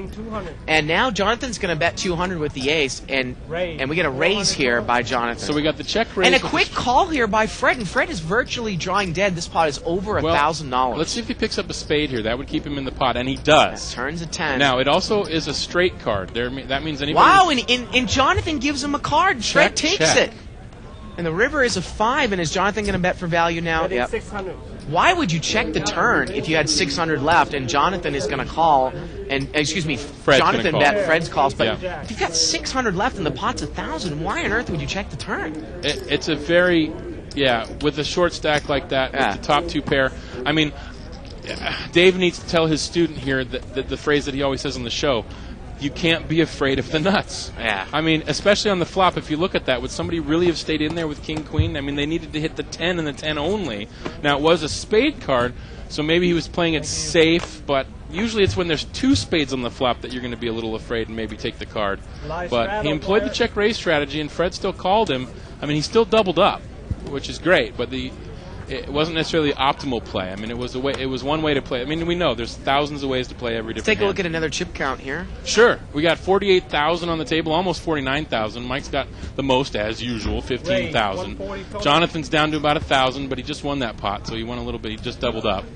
And Ed has about 9,800, so he's going to be down a little bit. Let's see the differences. Wow, Mike's up 10,000 already. He's up 10,000, and nobody is even close to that. Barry's up about 1,500, which is a nice win for, what, an hour or so? We got a big hand right now. We got pocket jacks for seat let's 8, get back to the table. and Mike's got ace queen. And Fred raised it, and Mike is totally missed here. Mike's got ace queen, and Mike check calls with ace queen on the ragged board. Well, he's seen Fred's hands. He's seen a couple of... Fred hasn't shown all his hands, but he's seen a few of them. So Turns a 6. Well, Mike figured he had a wheel draw as well. Well, let's see if Mike maybe plays... And Fred checks the turn for pot control, and the river is a 10. And Mike's going to take a bluff at it. Well, if you check the turn, you have to call here. This is an easy call for Fred. And he's going to take it down. Yeah, one-liner to a straight. And Fred's going to win it there with jacks. Yeah. Mike sees it. He says, good play. Knocks the table. Call that rapping the table. He say, good play. Yeah, Mike. And then Mike berates Fred and says, a straight might have come there. Why did you call Well, the turn? if there had been a straight there, why would you have checked it? I mean, Mike giving him some crap. I think it's a great check there by jacks against a player like Mike. You keep the pot He small. could have easily had a 4. You call on the river. Now, if I was Mike, though, I might use that aggressive image and bet out there and scare the guy a little bit that you had a set or a straight or any possibilities. That's a hand, jacks, that you might get to lay down. But Mike took the more conservative approach. Well, the other thing, too, is you might, he could also have 2 pair. And I would bet 2 pair against a razor, even though there's a one-liner to a straight for sure. There's so many hands that Mike could have used there, especially with that. That was a great turn card to use as a scare card. 4-way action here, limped around. That was one of Mike's, I think it was Mike's maybe second pot with Fred, so he's still feeling him out. 10-8-4 rainbow here. Not a lot of hands. Jimmy has pocket 3s, but he doesn't know that they're good. Checked around. Turns a 3, and now he hits a set. I was just going to say it. Fred's going to pick up a straight draw and a flush draw. Yeah, Fred's got a big hand here. I was going to say that card was going to come, but you never know if it will, and it actually did. That's pretty funny. And Mike, look at this. Mike bet out. Fred called, and Jimmy check raises, and I think this is an easy call for Fred. He doesn't even need implied odds. All he needs is 2-1 from the pot. Mike, all he has is a 4. And Fred is open-ended with the flush draw. I love picking a draw up like this against the turn. It doesn't matter if I get check raised or not. No. I sometimes bet to try to build the pot up. I get check raised. It's not a bad thing at all.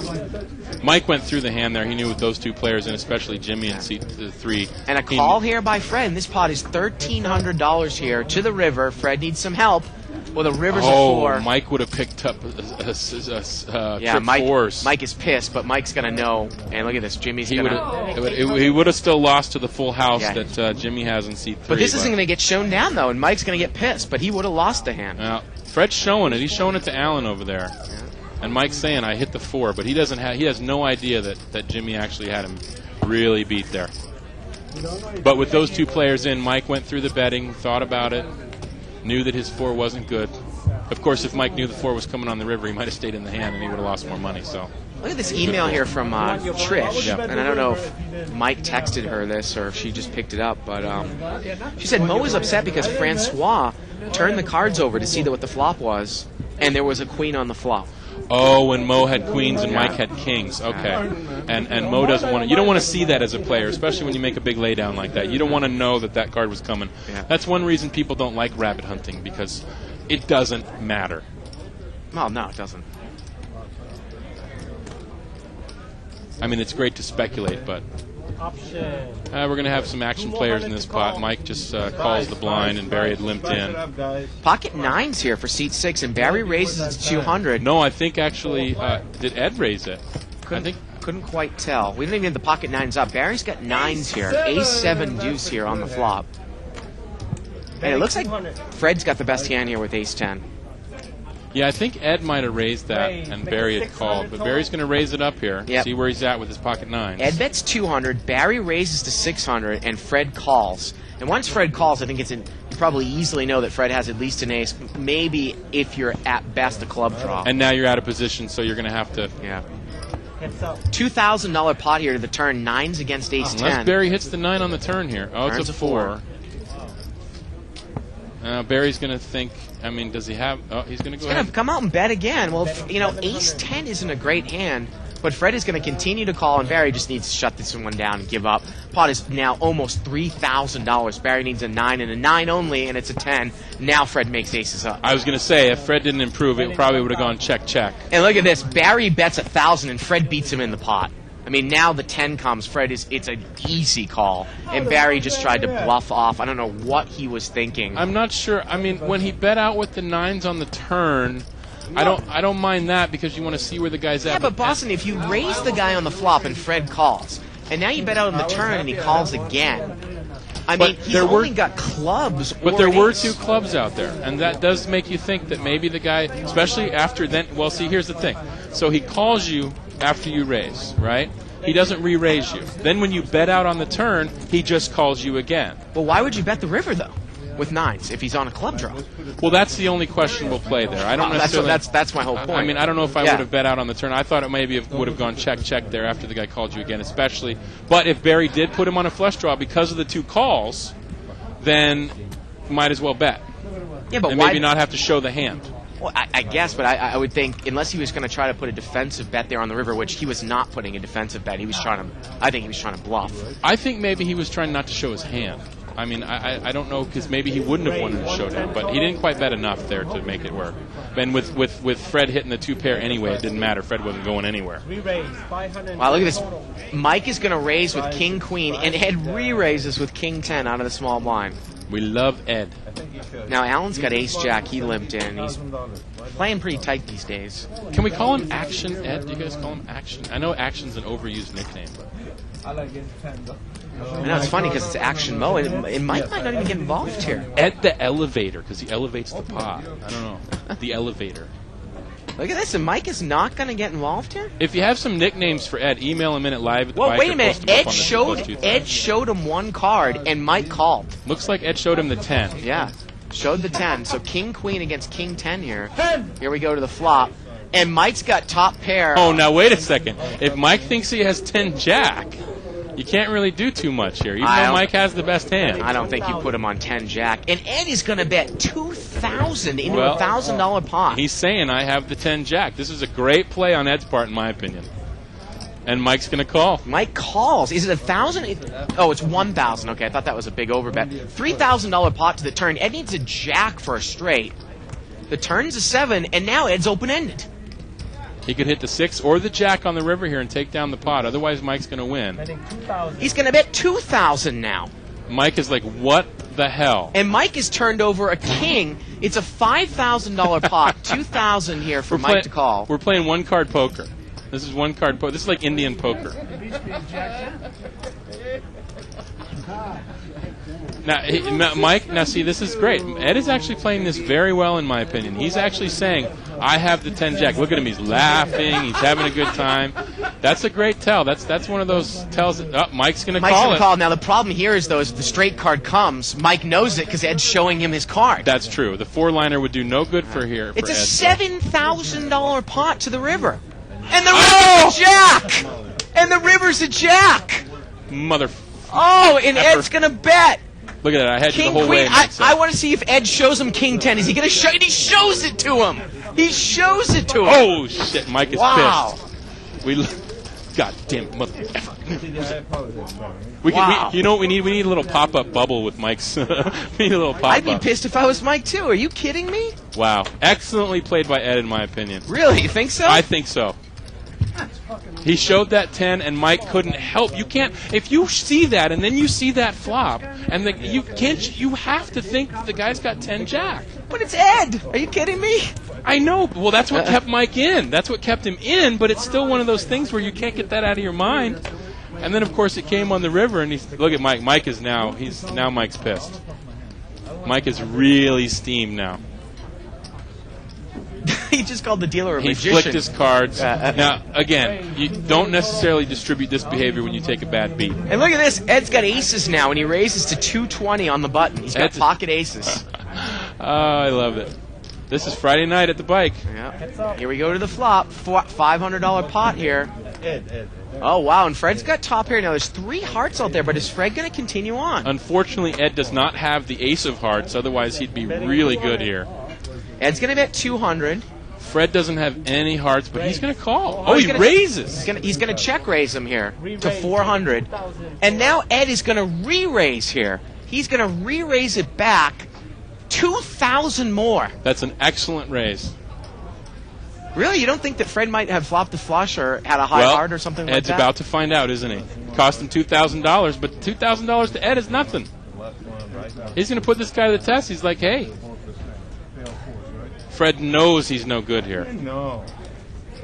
Check raised by Fred, a mini check raise, and Ed comes back over for 2,000 total. See, I think Fred's check raise was probably not enough. I mean, if he did have, let's say, ace-queen with the ace of hearts, Ed's not going to go anywhere anyway, but against a normal player, you might raise enough to get them out and get them off that ace because you give them the wrong odds in the pot.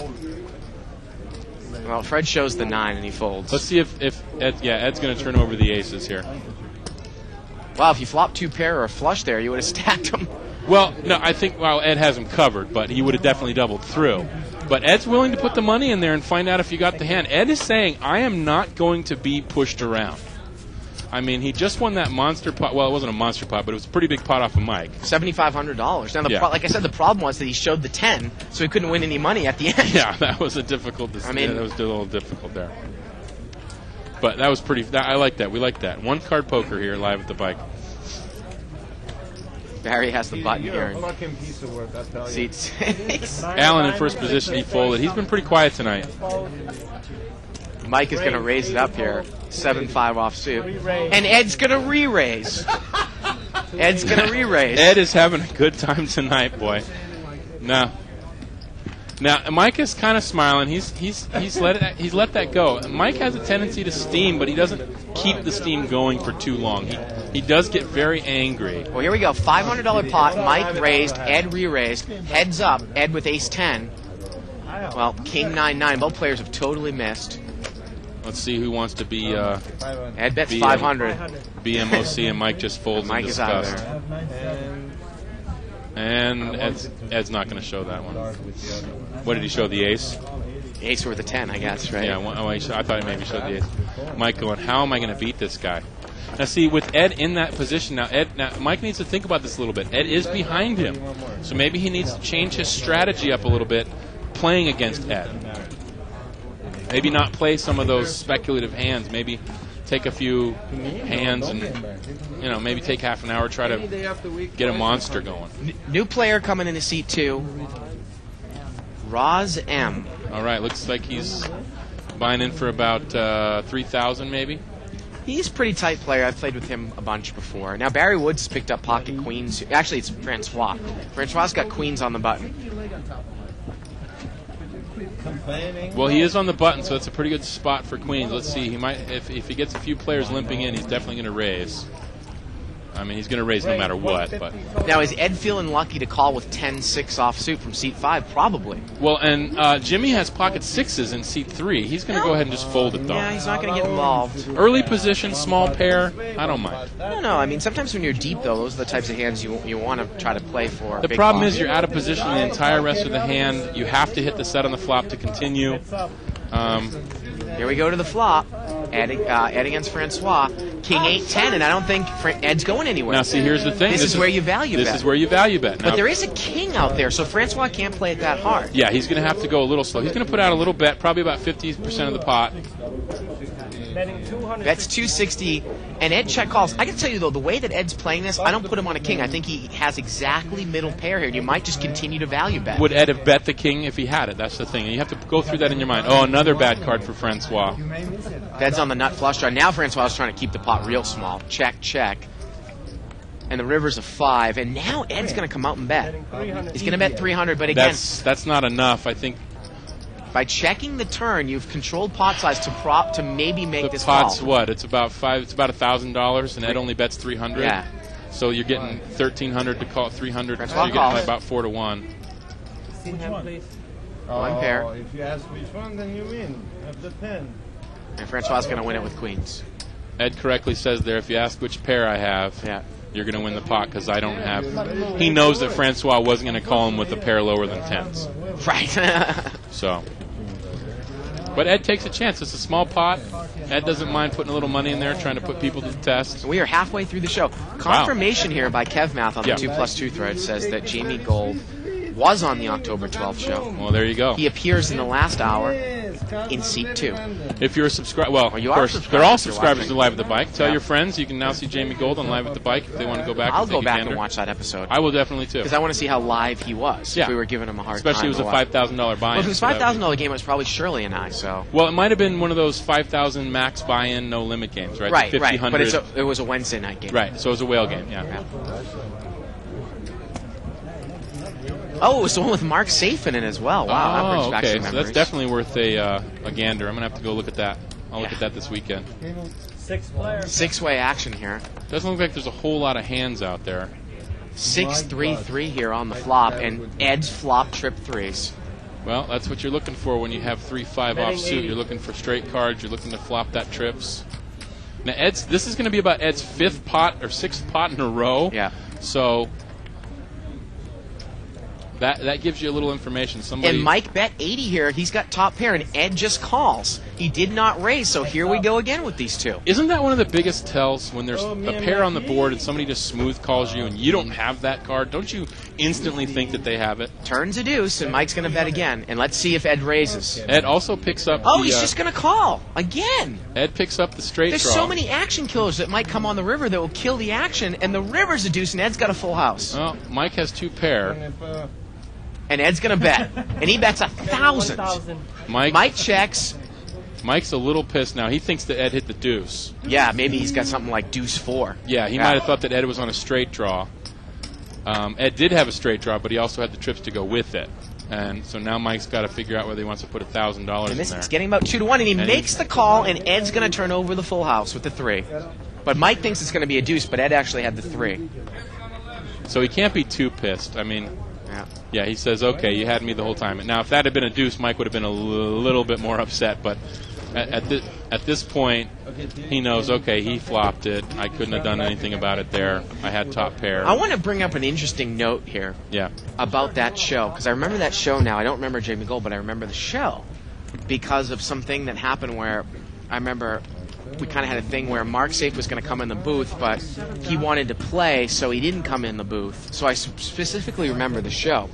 And I've heard from people that Mark Safe is a little bit live in cash games, and Shirley and I got into a little bit of discussion when we were on the air, because I thought Mark Safe played a hand pretty badly against that. Well, that was her mentor, right? Yeah, he played a hand because he didn't know Alan all that well, and maybe it wasn't his fault because he didn't know Alan.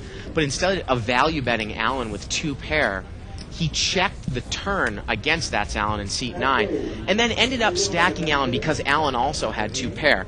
But it allowed, by checking the turn, it allowed Alan the possibility of getting away from 2 pair because there was a 2 straight out there and a 2 flush out there. Oh, I see. And then Shirley went and asked Mark, and Mark said, well, I did it, I calculated it out, and I did it because of this reason. At that time, I wasn't all that comfortable with my no-limit commentary to put up a fight, but I'd love everybody to go back and watch that because I think Safe really misplayed that hand. Well, that we'll was have to go in back that and take a look. episode. Yeah. Yeah, take a look, and if you have friends who were watching the ESPN broadcast, tell them subscribe and check watch out it that for episode. Jamie Gold and watch it for that Mark Safe Yeah. against Alan hand because it was interesting. Oh. Button moves over here to seat 9. Deals that out. He's not. Like a fucking Lego now.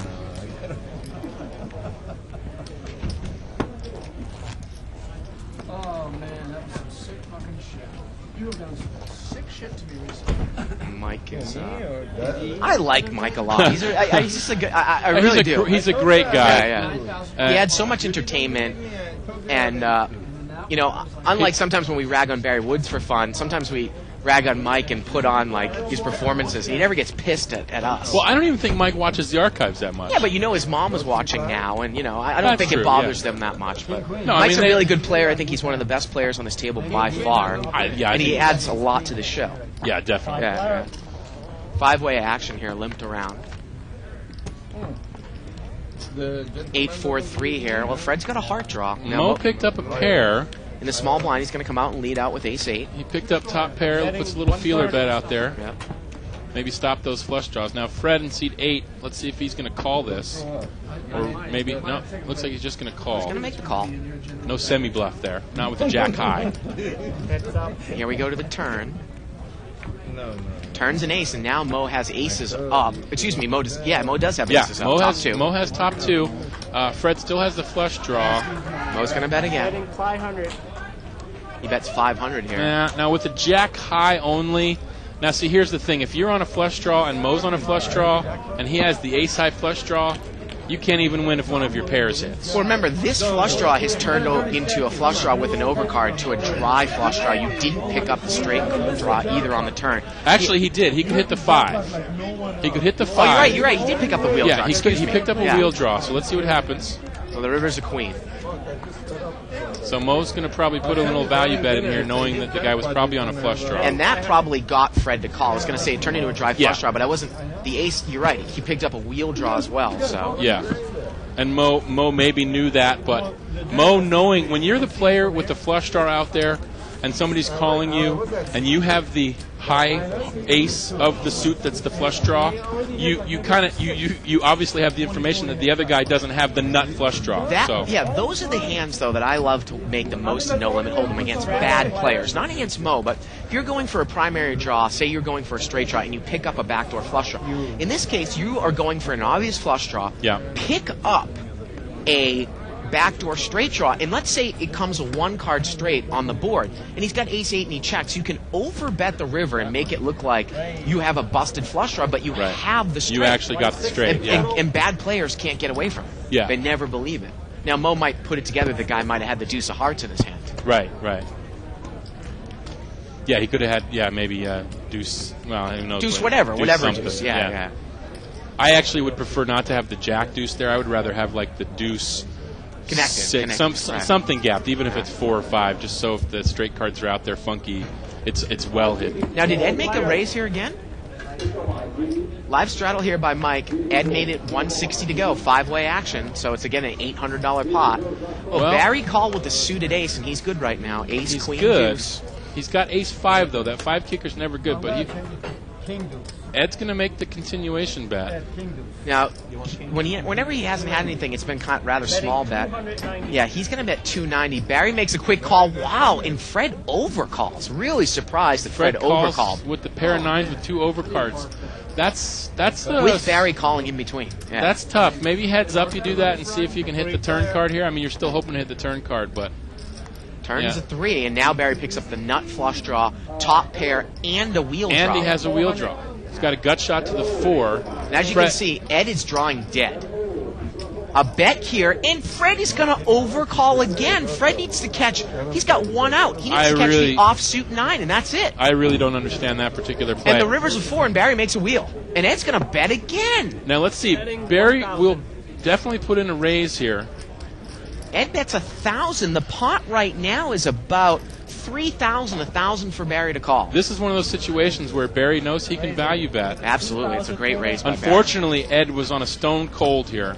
And Barry's just going to put like a min raise in there, hope to get Ed to call with 1 pair, but Ed has absolutely nothing. Ed can't even, we know, everybody knows Ed can't call. Barry doesn't know that, though. Yeah, if Ed had an ace. If Ed had ace or even ace queen here, then Barry knows like doing a min raise like that's going to get Ed to come back over the top of him, and he'll get all his chips in the pot. And a lot of people say, well, why would he do that with a one-liner? Well, I mean, Ed, he likes to gamble, but Ed has 8 high here. He can't make this call. Yeah, unfortunately, Ed has no pair. So Ed knows. Ed's just he's just saving some face here.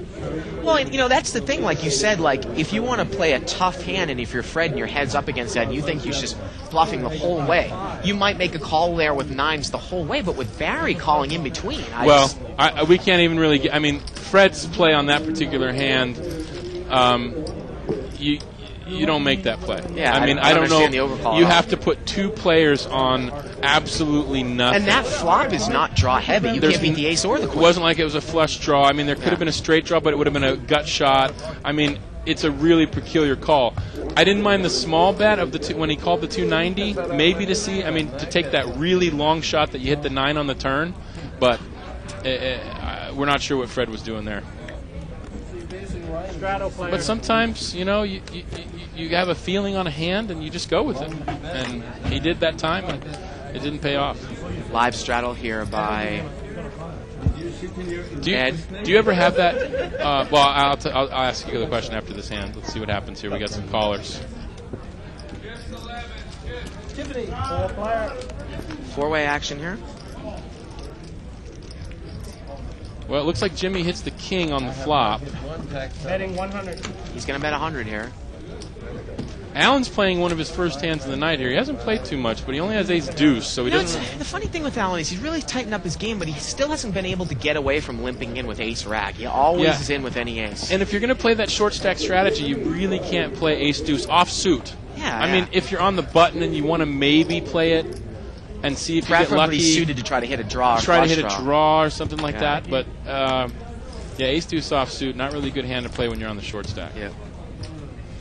But sometimes when you haven't seen a cards in a long while and you see an ace, you get a little excited. You're like, let me hit an ace on this particular flop, please. Yeah. Now the question I was going to ask you, do you have a hand, like a favorite hand that not necessarily a favorite hand, but like when you're in that situation and the same situation arises and it's sometime that you sucked out before or you hit that miracle card, and when the situation comes up again, you play it just to see if you can get that miracle card again? To be honest with you, I don't do that at all. You don't do that at all? Okay. Not at all. I wish I could give you a more fulfilling answer. Well, I was just wondering because I know there's certain hands that you get. Oh, here we go. Wow, look at this. Mo's got kings, and he's expecting Ed to raise out of the blind, and he gets it.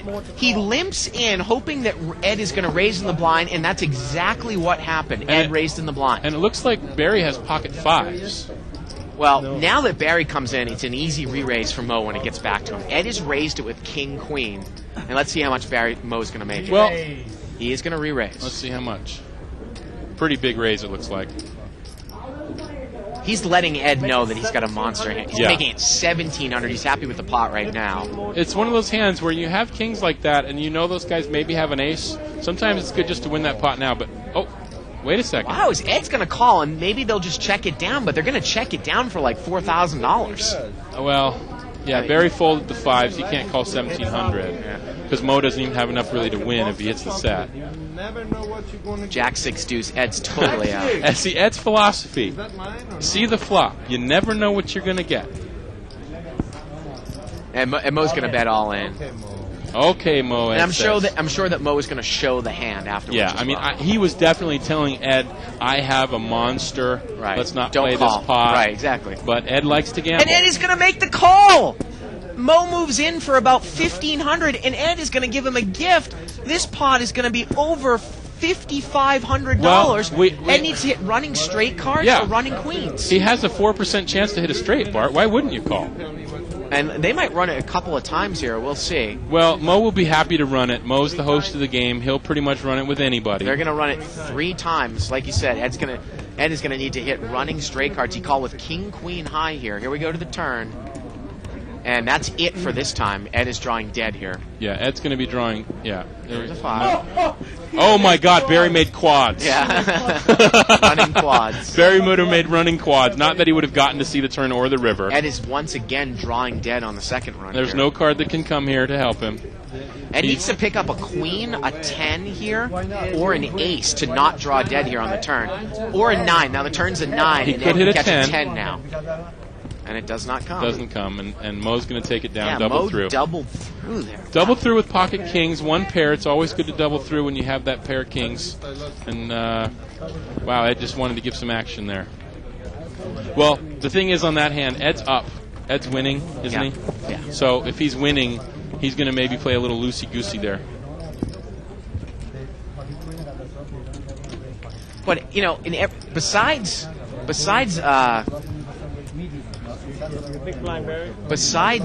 Mo saying to Ed, I have pocket kings, he's trying to let Ed know, listen, 1,700 more. Mo did everything there to tell Ed not to play the hand. Ed still felt like gambling. And you can't stop a guy. If a guy wants to gamble, let him gamble. That's what you're here for. Yeah. Now, Barry is upset that he would have made those quads, but we all know that he wouldn't have made it that far. Well, you can't even see the flop. He couldn't even see the flop for 1,700, and he definitely wasn't going to see the turn. So. And it's limped around here. 1, 2, 3, 4, 5, 6-way action. King 8-4, all clubs, and we got a flopped nut flush for seat 3. He's got ace deuce of clubs, Jimmy. Jimmy in seat 3. I don't think he's taking down a pot all night. I think he won maybe one pot. I can't quite remember, but let's see. Ed's betting 60. Well, Francois is going to just kind of try to throw a tiny bet out here. He has a king. Yeah. But I can't believe that Fred is going to call here with a middle pair with no club, but he makes the call. Fred's employing a certain strategy. See, this is where I like to make a little bit of a raise just to put a pot builder. Jimmy calls, and it just makes it so obvious when you raise a non-club turn card. Although, you never know. With Ed in there, you might want to drag him along with a lower club draw. Finishing my thought on Fred. Fred's employing the strategy of, I hope I get lucky. Yeah. That's what Fred's doing. Well, now that Francois has been called by 4 ways, I can't imagine he's going to put any more money. Great in his card pocket. for Jimmy here would be like the 8 of diamonds. Turn is an ace. Looks like both Francois and Fred have checked. Yep, it's over to Jimmy. And Ed did too as well. Jimmy's so going to bat. He's the tightest player on the table tonight, and they all know that. So they checked over to him to see what is he going to do.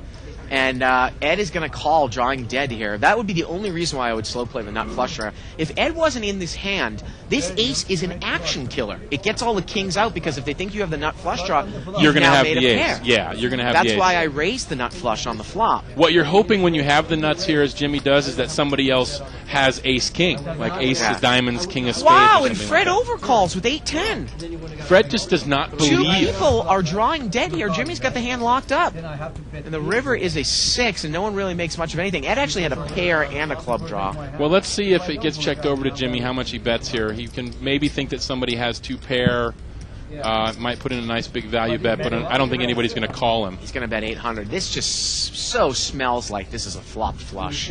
Yeah. Would he really bet a dry ace of clubs here on the river? I don't buy it. You know what I mean? No, because with 2 callers, you would take the strategy there to check it down and hope you win. You have with to the ace. also remember, look at the board. This guy's played it tight. What hand would he be in there with a dry ace of clubs with? The only hand you ever put him in with an ace that's offsuit would be something like ace-king, right? Which he probably would have raised with pre-flop. Do you think he's the type of player that plays ace-5 with the ace of clubs? No, he wasn't the cutoff. No, he wasn't possibly. he wasn't the cutoff. So, but still, with that hand in the cutoff, you could give him something more than the nut flush. Yeah. You could give him a lower flush. Right. You know, maybe a straight flush draw even. He flopped the flush and has a straight flush draw. But yeah, Fred in seat 8. I don't know if he's won a couple pots and he trying to get lucky, but calling with the 8-10 offsuit, I don't know what he was doing in that hand. 80 total. Mike is going to raise it up here to 80 with 3-4 offsuit. Mike's tired of sitting around waiting. He's going to raise it up. Ed is going to call with Queen 3 here. Do you ever get antsy like that, or are you a pretty patient player? No, I tend to be pretty patient. I mean, if you have 2 hours of nothing, will you play Ace 5? I really try not to, because I look at each day as kind of like a new type of day. I mean, for the first 2 hours today, I really had nothing. Yeah. I don't really consider myself that tight. I play a lot of hands in position, but I had nothing. Now, yeah, you'll play a lot of hands in position. Now, Ed has raised it here again, or was it Mike? Mike raised to about 140, 6-way action here, so it's about an $800 pot. Barry has a really fun hand. He's got the 10 jack of clubs, and he hits the 10 on the flop. It's the 10, and he's got a gut shot to the 9, backdoor clubs. He has the best hand, and he's going to lead out. That's one of those hands, Jack 10. It can get you in a lot of trouble, or it can be really tricky, and you can actually win a lot of money. He's going to bet 400 here. Ace 10 any good? It's one of those creative hands, but it looks like Barry's going to take it down because everybody folded. You know, we've been talking more and more about the show in a multi-way pot where I actually might check call with Jack 10 there on the flop and lead out on a safe blank turn. As opposed to bet, build a pot up, get 3 callers, and then really not know where you're at. And then a 9 is good for you, but say another straight card comes or a heart. Yeah, he was in early position there, so he did want to see where he was at just to get a sense of what people had in the hand. But that would be another way to play it, is to check there and hope that somebody bets, and maybe either do the check raise or check call and see what comes on the flop, because you might hit the straight or pick up a flush draw.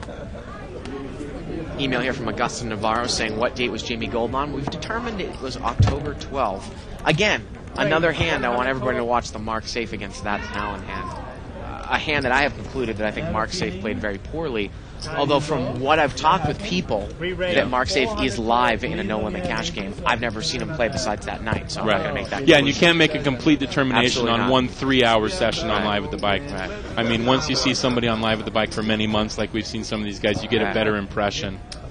Now, Mike raised, Ed re-raised, and Fred is in there. He's tired of getting pushed around. He's going to call with Jack 8 of hearts to the raise and the re-raise. He likes these middle connected suits, off gap. I'm not quite sure about that style, especially he's in first position and you have no way of playing this hand really. 3-way action, $1,200 pot, and Ed hits the top pair. Let's see how he's going to play it. Well, he's going to bet out. Mike's watching him very intently. He wants to play a pot with this guy. That's a big bet. He's going to bet $1,500 over the size of the pot. Ed isn't going to call with ace higher here, is he? If he does, he's drawing to 2 outs. Well, Ed's checking out his money. He's like, how much am I up? Am I still up? Can I take a gamble here? And now you wonder if Fred is more familiar, and Ed makes the call. And that's what I'm saying. Ed's looking at his money, and he's wondering, now if you saw that, Fred just checked out how much more do I have in chips. Turns a deuce. He's trying to figure out how... Yeah. $4,400 pot, and Fred moves all in for about $3,000, we'll call it. If you notice that, Fred was looking at, right when Ed called, Fred looked down at his chips to see how much more he had left. Now, Ed's a gambler. Well, it's a $7,300 pot, $4,000 for Ed to call. We know he has 2 outs because Mike had one of the aces. And Ed has no pair and no draw. There's nothing he can pick up besides an ace. There's only 2 left, so he's a 7% chance. You can see the percentages there on the left side of the screen next to the card. We actually has a 7% because it doesn't take into account the dead ace. It is more like 3 or 4%. I thought the software doesn't account for the... Okay. No. I thought maybe it recalculated for the dead cards. Not yet. But see, now Ed's taking a long while. He's wondering if his ace high is really good because this guy could be on a spade draw. And he just said, what am I looking at? I don't even have a pair. I mean, this guy could have a spade draw. He could have a straight draw and just be betting it very aggressively. And look at this. Fred's showing him the jack. He doesn't want a bad beat. Can we get a shot? He showed him the jack. The jack is up. Well, the hand's over. If I was on the table and Ed just said I have no pair and the guy showed you the jack, it's like I would help move along the action. I wouldn't necessarily berate Ed, but I would say, let's go to the next hand. Next hand. Well, you also don't want to encourage Ed to call because you'd rather have Ed have the chips than Fred. You don't want Ed to just give away his chips. No, definitely not. Yeah. But of course, now everybody is not privy to the cards that we've watched Fred play in the last couple of hands. Right. The 9s, the 8-10, and now the Jack-8. Now they've seen the Jack-8. They might get a little more information because they think of Fred as maybe a tighter player, but we can tell that he's actually playing pretty loose in the last half hour, 45 minutes or so. So the savvy players on the table are now going to pick up that information that he was in. He called a raise from the small blind, or the big blind, was it? Wasn't the button just in seat 7? Last 3-4 tables, I'm going to say Ed said, I'm going to do it that time. No, the button was in seat 6, I believe. It was in seat 6. He called okay. out of the big blind. Well, still, even if he called out of the big blind, defending that big blind, which in this game you don't really need to defend your blind so much. Yeah, it's not like limit poker. Yeah, it's not as big as, and the blinds aren't that big. If it was a 50-100 game and somebody raised 300, you might defend, but in this game you don't really need to. And them seeing that he did that with Jack-8 gives you information as a savvy player. Hey, how about some wine back for us here? Look at that. They got 5 glasses. Bring 2 of those back here. Look at this, Boston. Mike's got ace-queen, and Ed has ace-king. Mike raises. How about Ed re-raises with a legitimate hand? And he does. He makes it 500 to go here. This has a potential for being a monster hand. If an ace comes out, we're going to see Mike go broke here. Win from me, man. And Mike always seems to have that knack, though, that he's in it with the dominated hand. That he's going to hit the queen. The ace won't come out. He's going to hit the queen. No, just the ace won't come out, though, and he won't lose that much on this hand. But you're right. I got to agree with you. If an ace comes out here, I might go broke to Ed. I think Mike's definitely going broke if an ace comes out If here. you're going to play ace-queen and you're going to call a raise with ace-queen. Here we go. Oh, and look at this. Ed flops the nuts, and Mike's got ace-queen, and Mike isn't going anywhere. No, this is going to be a monster And hand Ed here. bets. He's going to bet 900 here, Next one, huh? or it's 1,000. Now, Mike is putting Ed on the possibility of ace-king here. He definitely is. I think that Mike is Hollywooding it up here. I think he's going to drive forward with this hand. Well, he's thinking through what are the possible. He's giving Ed a range of hands. the He's pot trying to is figure out. 1,900, 900 for Mike to call. I think Mike's definitely at least going to call this bet. He's actually considering a raise. No. Let's see what. He's asking himself, And he's going to move all into the nuts. Oh. He's moved into Ed's nuts. And Ed makes the call, and he Oh turns my over ace-king. God. And Mike needs Mike's a gonna king. rip the- there he goes. needs He's a ripping king the to cards chop already. it up. The turn is a 10. King to chop, and it does not come, and Ed's got him. And there it is. Now, if Mike had ripped up his cards and the king had come, would his cards still play? I think they would. I don't know. I've He never could tape- seen that He before. could tape them back together. I don't mean to make a joke. That's a big pot that Mike just lost. That's a monster pot. Yeah. Now, Mike did pick up the possibility of sucking out on the river with a 10 or a queen. He could have made a full That's house. right. He actually picked up outs to make the full house he on actually the river. he made it so that he wasn't drawing completely dead. He could have drawn for the chop or for the win, but that's just a bad Can beat we there. get a count? How big was that pot? That had to be almost 20,000. Well, the What last chip what count, did Mike Mike- have at the last chip count? Mike Do you have that down? he was up 9,000. He had 14,000. He's at 14,000. It looks like right now. Well, he's got a great chip there. I don't know if he's pulled those extra chips out right now. He just pulled out some more money. We're I just talking. saw him. That looks like that was over a $25,000 pot. Well, once Ed stacks up his chips here, we're going to see. so Ed had 7,500 before that hand, and now we'll see. I think it was. Well, he has 15,000 plus whatever other little money might have been in there before the flop because he doubled through. Yeah. So wow, monster pot. Yeah, so it's probably. Well, I think it was more. I thought it was more than that. I thought it was like a $25,000 pot. No, but Ed only had 7,500 on the Okay, thing. okay. Yeah, before the hand. So if he doubled up, he now has 15. Now that's a classic case of where when you have a dominated hand and the flop comes out, that was a perfect flop for Ed. And it was Of course, it was a perfect flop. I mean, but I'm just saying in terms of and Against Mike. and the fact that Mike had that Ace hand. queen, yeah. I mean, all the stars were aligned there for Ed. Now Mike is really going to go on tilt. We had to get a new probably. I don't know. He's been pretty good about not doing that, though. Well, We'll see. yeah, I guess he has those explosions where he rips up the card or he bangs a table and then Yeah. takes a few minutes and kind of gets back into the game. And Ed's going to raise it up again here with pocket threes. Now I'm wondering now see Mike's an aggressive player, but on a coordinated board like that, would you move all in?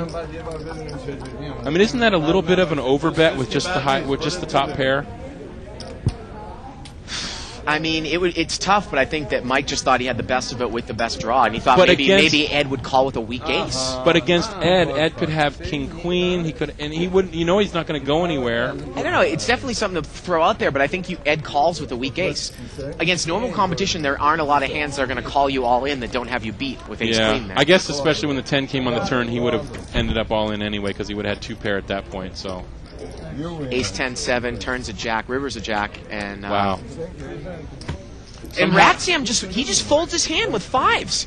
Ratsam had the best hand, but he assumed that Ed was going to win. But Ed actually had 3s there, and Ratsam folds the best hand. Well, with what is that? 4 overcards plus a paired board, you don't have much of a chance there. Except when someone's raising you with pocket 3s. Yeah, exactly. How is it that Friday night, somehow on Live at the Bike, Friday night, there's always some sort of monster pot like that? It's amazing. I mean, you're capturing 3 hours of poker, and anything can happen. Sometimes it's dead, and sometimes it's a night like this where we get really lucky, and the chips are just moving around the table. Fantastic.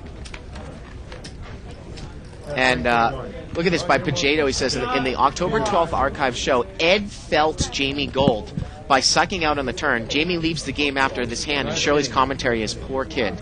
Ed ace-king, Jamie king-jack. All the money was in pre-flop. 8-9 jack. It's in after the flop. Oh, all the money is in... After the flop. After the flop, and Ed hit an ace on the turn. Yeah. Just go whenever you want. Mike giving Alan some crap. Just go whenever you want, Alan, because Alan's played, I think, 2 hands tonight. Yeah. So Mike wants to get some more money on the table here. Now he's stuck. Barry raises it up to 240. Is that right? Yes, 240 bet from Barry. He has 8-10 off suit. So he's speculating here. And Ed is going to call here with deuce 10, the Doyle Brunson hand.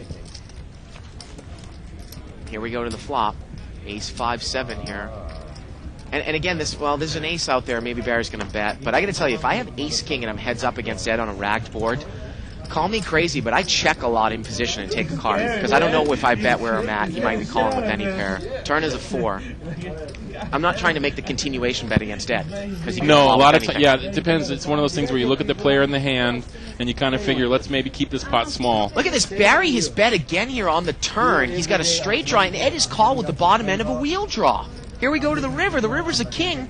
And Barry's going to win this one with 10 high? Ace, king, 10, 10 8, 7. 8 is going to win it. Yeah, 10-8's going to win. They're probably going to check this Look at down. this. They're saying, how bad is your 9? They don't even know. 10. I have a 10, Ed's going to say. Now he knows I have a... Show the card. Yes! Way to go, Barry. 10 high, baby. See, right there. Barry said I'm shooting for a pair. When Barry picked up that straight draw on the turn, I think I definitely would have checked there with 8-10. Once Ed calls my bet with an ace out there on the flop. I might have checked there. He might give up the bluff at that point because we've seen Ed could have anything. So Let's take a look at another chip count here. And $50,000 here on the table. Ed's got $13,000 due to Mike, thanks to Mike. Fred, 7,600. Alan's running down there about 1,800. Let's take a look at the differences. Well, Ed must have 16,000, right? Well, because he started the hand with 7,500. Well, Ed's in for a lot, so he's actually only up $1,000 now. He's basically even. I think the number's a little bit off. I think he's up maybe 4,000 or 5,000. Look at that. Fred in seat 8. We've seen him play some funky hands. Well, I think he's actually won the most. He won a big pot before the show. I think right before the show started. But if Donna looks at Ed's chip stack there, I wonder. Well, we're trying to get confirmation here. It looks like Ed is now even and maybe up a little bit. He was in the game for a lot. Remember, he bought in for $12,000 originally. So Ed has raised it. Mini raised it to 200 here with Queen Jack. Mike has called, and so has Fred with 3-5 of diamonds. Here we go to the flop. King 4-4 here. Well, everybody's missed. If Ed bets here, he's probably going to take it down. Oh, and it gets checked. Ed does not bet here. Oh, sometimes you got to take a hand off. Turns a queen. And now Ed's going to bet. And still nobody has anything. No, Ed actually hit a queen on the turn. Oh, you're right. There. Excuse me. He hit the queen jack there on the turn. But still nobody had anything to call him with. And no, nobody had anything. Now, a couple of emails here from Manny. Says, I see you've already updated the info on the October 12th game in the archives regarding Jamie Gold. Nice to know someone has been able to be helpful all the way from Iceland, where our little elves were working on that. We love that. And then Bernie McIntyre says, hey Bart, when does Gabe get back? This Boston guy is killing me. Just kidding, Boston. Nice job. Thanks, Bernie. 3 fucking times. Or BM. You know what BM stands for, don't you, Bart? Bowel movement. There, right back at you, Bernie. Remember, I have the mic. I guess Fred in Seed 8 has that thing I was talking about. He won that monster pot, and he started playing some speculative hands, trying to build his win even more. Mike's going to raise it up here to 200 with pocket eights. We got an hour left in the show. Just 100, and Ed says, you know, why not? I'll call. I got 7-3 offsuit. Hey, you know, 4-5-6 on the flop gives me a straight. And now Fred's playing a lot of hands. Yeah, Fred's doing the thing. He's got some money. He's up. He's trying to see the flops and see what he can hit. Oh, wow, and Mike flops a set here. Now Fred has got top pair. Yeah, Fred hit top pair, and actually, didn't Ed hit a pair as well? Yep, he hit middle pair, and Mike bets. He bets 200. This could be a big hand for Mike. And now Fred is going to raise, and I wouldn't be surprised if Mike pushes here. Mike's not going to F around here. No, he's just going to call. Well, maybe he's going to go for a check raise on the turn, but there's a lot of scary stuff that come out. He might be waiting for a safe card on the turn. He wants to see the turn card because 5-6, Jack 10, clubs. I mean, there's so many hands that actually beat your hand now with middle set. That's one of those things when you hit the coordinated board, and when the coordinated board hits and you have the set, it can be a little scary. These are the tricky hands where you actually sometimes lay down sets with a lot of heat on the flop. Yeah, you have to be very careful when you hit the set here, especially when it's not top set. Now, Fred made it 400. I don't think Ed's going anywhere here. He's got the 7. Mike called, and Ed is also going to call, and this pot is quickly $1,700. Now, if running clubs came... if a 7 comes, we're going to see a monster. Oh, and it's a 7! But it is a third club. Actually, Mike makes pretty much the nuts at this point. But I'm saying Ed is going to bet 1,100, and Fred is going to continue to call. He makes the call, and let's see if Mike puts a check raise in here. I am saying that Mike is going to double through on this hand. He's going to get all of Ed's chips now. Ed's not going anywhere with the 7.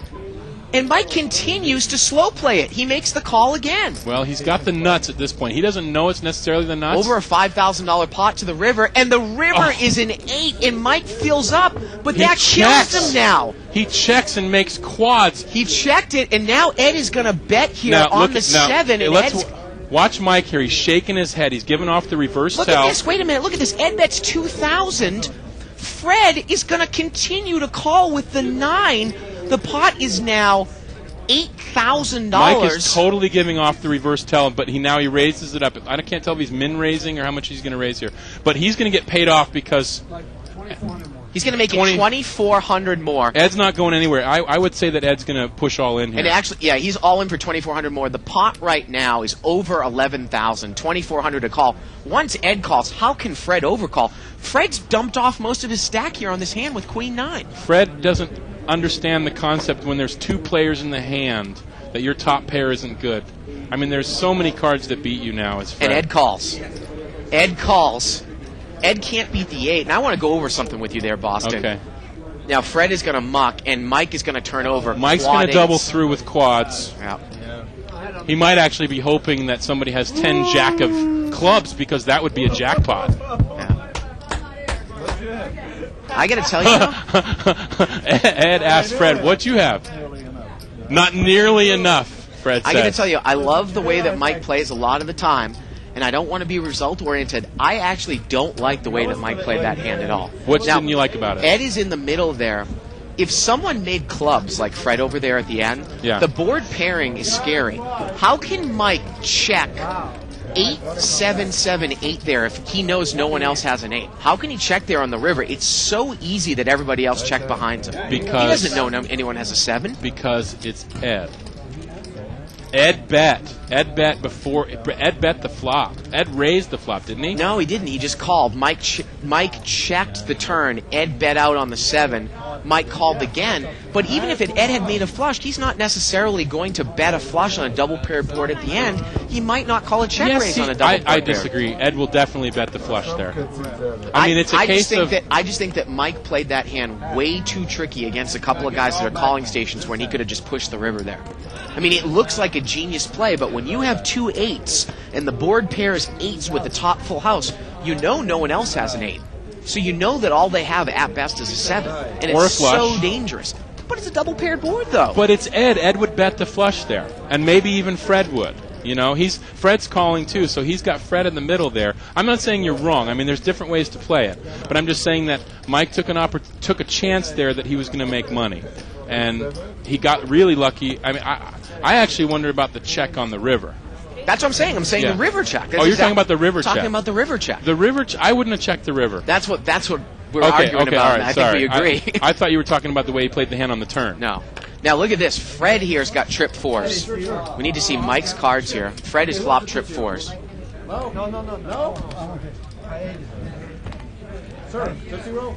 Weren't you saying? And look at this. Mike's got the same hand. 2 king 4s in the hand. Oh wow. Okay. So they're going to chop this up unless somebody folds, or And- maybe Fred hits running diamonds. Ed is going to bet. Fred calls in between, and let's see what Mike is going to do. Mike just doubled through. Well, Mike's got trip 4s. Let's see what he's going to do here. Again, he slow plays. Well, Again, he just calls again. Ace 4 is a possible I holding. don't think he's scared of that. I think he's just slow playing again. The turn is a jack. And Ed's going to come out and bet See again. that? I mean, that's what we know. Ed's going to bet here, and Ed has pocket 5s. He doesn't really have a chance to win unless He's he going to hits bet one of the fives. 1,000. Wow. Fred's going to move all in. They're going to chop this one up. Mike is going to call. I assume Ed isn't going to overcall with 5s, but maybe he will. Well, Look, Mike's trying to put on the act here. if Mike calls, Ed shouldn't call, Right. but it looks like he's all in. Yeah. Mike actually went all in to get Ed out in case he has a draw of some sort, king, queen. Yeah. They're going to chop this one up. He says, "Do you have a full house?" Mike says. Fred says no, laughs when Mike turns over his hand because they have the same hand. They're going to chop up whatever Ed had put into that pot. I thought you were saying on that last hand, Bart, that you were talking about when the 7 paired. No, I'm talking about the river check when the 8 comes at the When end. he makes quads. I'm saying that I cannot. You lose so much value by checking that river because you know that that those 2 guys don't have top full houses because you have 2 of the 8s. A lot of guys check behind on a double paired board on the end with a flush, right? That's okay. what I mean. Yeah, I can agree with you there Yeah, for yeah. sure. I mean, but I think he was taking the chance.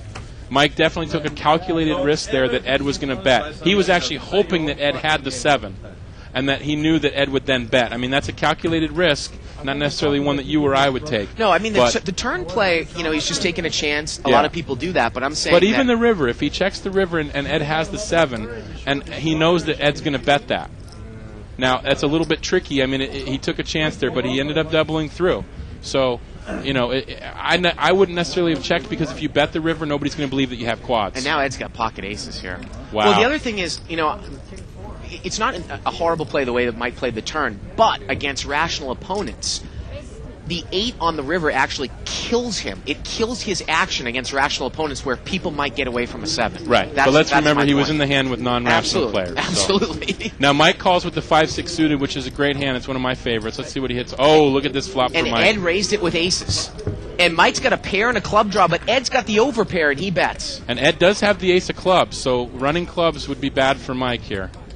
Ed's going to bet 300 here, and let's see what Mike is going to do. Mike's pondering a raise. He is going to check raise here with the draw. This is one of those he has a monster hand in a sense because he has the pair. He's going to make it 1,000 more, and let's see if Ed's going to push here. Is he going to... And Mike shakes his head like, damn it, I can't get him out. But maybe he's doing the reverse tell again, trying to get the rest of Ed's chips. And Ed is going to re-raise, and Mike is all in, and all the money's going in. This pot is going to be, again, about $10,000. Are they going to run it? Let's see if they're going to run it. No, they're not. Here we go to the turn. The turn's at 10. Ed needs to dodge a 5, a 6, or a club, and he dodges it, and Ed now doubles through. These guys back and forth and back and forth. Mike not quite pissed enough to rip up the cards that particular time. Yeah. Because Ed was a little short. Now, if that had taken most of Mike's stack, he would have been a little pissed. Now, funny thing there, we got 6-5 of clubs against aces. Even though Ed has the ace of clubs, it changes things a little bit, but it's pretty close to a coin flip. Yeah. You've got 8 club outs, you've got 2 outs to the 6, and you've got another 3 outs to the 5. Ed also has redraws to counterfeit 2 pair. but It's sort of like very close. you're just a slight underdog in that particular. It's Yeah. almost like a coin flip. Yeah.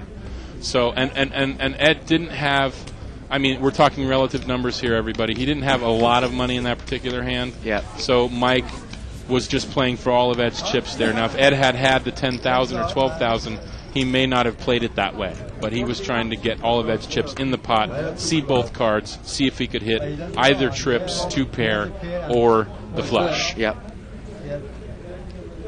Francois has been pretty quiet. Alan's been pretty quiet. Jimmy in seed 3 has been pretty quiet. I think Francois only played a couple hands. It's one of those things where it's hard to, you kind of, in this game, if you're a solid player, you might want to do that strategy. Wait for the hands. You don't necessarily want to get involved in every pot, especially if you're playing on a semi-short stack. I don't know exactly how much Francois has, but a couple thousand. So Somebody grabbed my hands. That was good. Ed's having a good time though. Francois looks like Francois's got about a little over 3,000. So he's up about 1,200-1,500 tonight. So. Again, not a bad win for 2.5 hours of play. Yep. Barry's going to raise it up here. Boy, that quad hand, that was just amazing. I don't want to keep harping on it. But my first reaction when I saw the 8 is I said, that kills Mike. What I mean by that is it kills the action. That most people would check. Or it just, he comes out and bets and, somebody might even fold the 7 because they think someone has a single 8. Well, and that's why it's worth taking the chance that somebody has a 7 like Ed. I mean, it depends on the players in the pot, obviously. So he did take a chance there and he got paid off. 10-6 deuce here. Barry's flop top pair. Mike's in there with 8 deuce of spades. So is he going to take one off with bottom pair? He could pick up a flush draw, bottom pair. He's just lost a pot there, so he doesn't want to really play against Barry, one of his nemesis. Nemesis. You got to think that Mike has been on a roller coaster. He's probably back around even. Now, Ed looks like he's probably even, too. I mean, he's got about 10 grand in front of him again. Well, there's Mike's stack. He usually stacks in, 4,000? He stacks in, 40 chip. Yeah, so that's So he's 8, got 10. He's got 10 right there. And then, so he's up still a little bit. Maybe 2 grand, and Ed's almost back to even. Yeah, Ed had 5 stacks of white there, so Ed's probably about even. Roller coaster ride. So, yes. This Friday night, live at the bike. Great show tonight. It's a great show. Limped around here. I love poker. Yeah, I love poker. I mean, there's so many different ways to play a hand. 8-8-5 here on the flop. Fred picks up an open-ended straight draw here. Sometimes when that pair's out there. But with Fred playing the way he is tonight, he's probably going to semi-bluff it here. He does. He's on the button, so that's a pretty good semi-bluff. I like that play. Now, Mike's absolutely nothing here. Is he going to just... But he's seen Fred's hands. He's seen Fred play some marginal hands. And even though he hasn't seen all of Fred's hands, he's seen Fred in the pot. And he check raises him, and he Fred calls. He check raises him 300, and Fred calls. The turn's a 10. And it goes check, check. And Mike might be convinced that Fred might be on a draw, but Fred makes it with 6-7. Yeah, and now this he might hits be time, even though Mike wants to bluff at it, he should shut down, and he does. He gives up. Yeah. Because 6-7 got there. That's probably exactly the hand that Mike thought he had. Yeah, he checked. Fred's going to bet. Mike has no pair. And he just said it. He said, you got there, 6-7. Yeah. See, he's seen Fred play the hands. He's seen Fred play hands all the way through the pot and then fold near the river with a weak holding. So he knows that Fred is, even though Mike hasn't seen all of Fred's cards, this is one of those situations where as a savvy player, you're going to pick up on the fact that this guy's playing through and then folding. So he's playing some marginal hands, and you can use that to your advantage. And Mike tried it there. Unfortunately, the cards didn't work out. It's funny you just said I love poker, because I had a friend of mine who was talking about he's been running bad recently, and he was talking about how he'd recently left his job to become a pro, and he basically was short and he lost most of his bankroll. And I'm saying, well, is this what you want to do? Why don't you just go and get another job? Do you like poker? And he's like, not really. I just want to make quick money. And that's really not. You can't go with that attitude. You have to love poker. I mean, I have a real job as well, and I mean, I sort of consider myself. Wait a second. We'll talk about this after the hand. Francois picked up aces in the one off the cutoff. He's going to raise it up.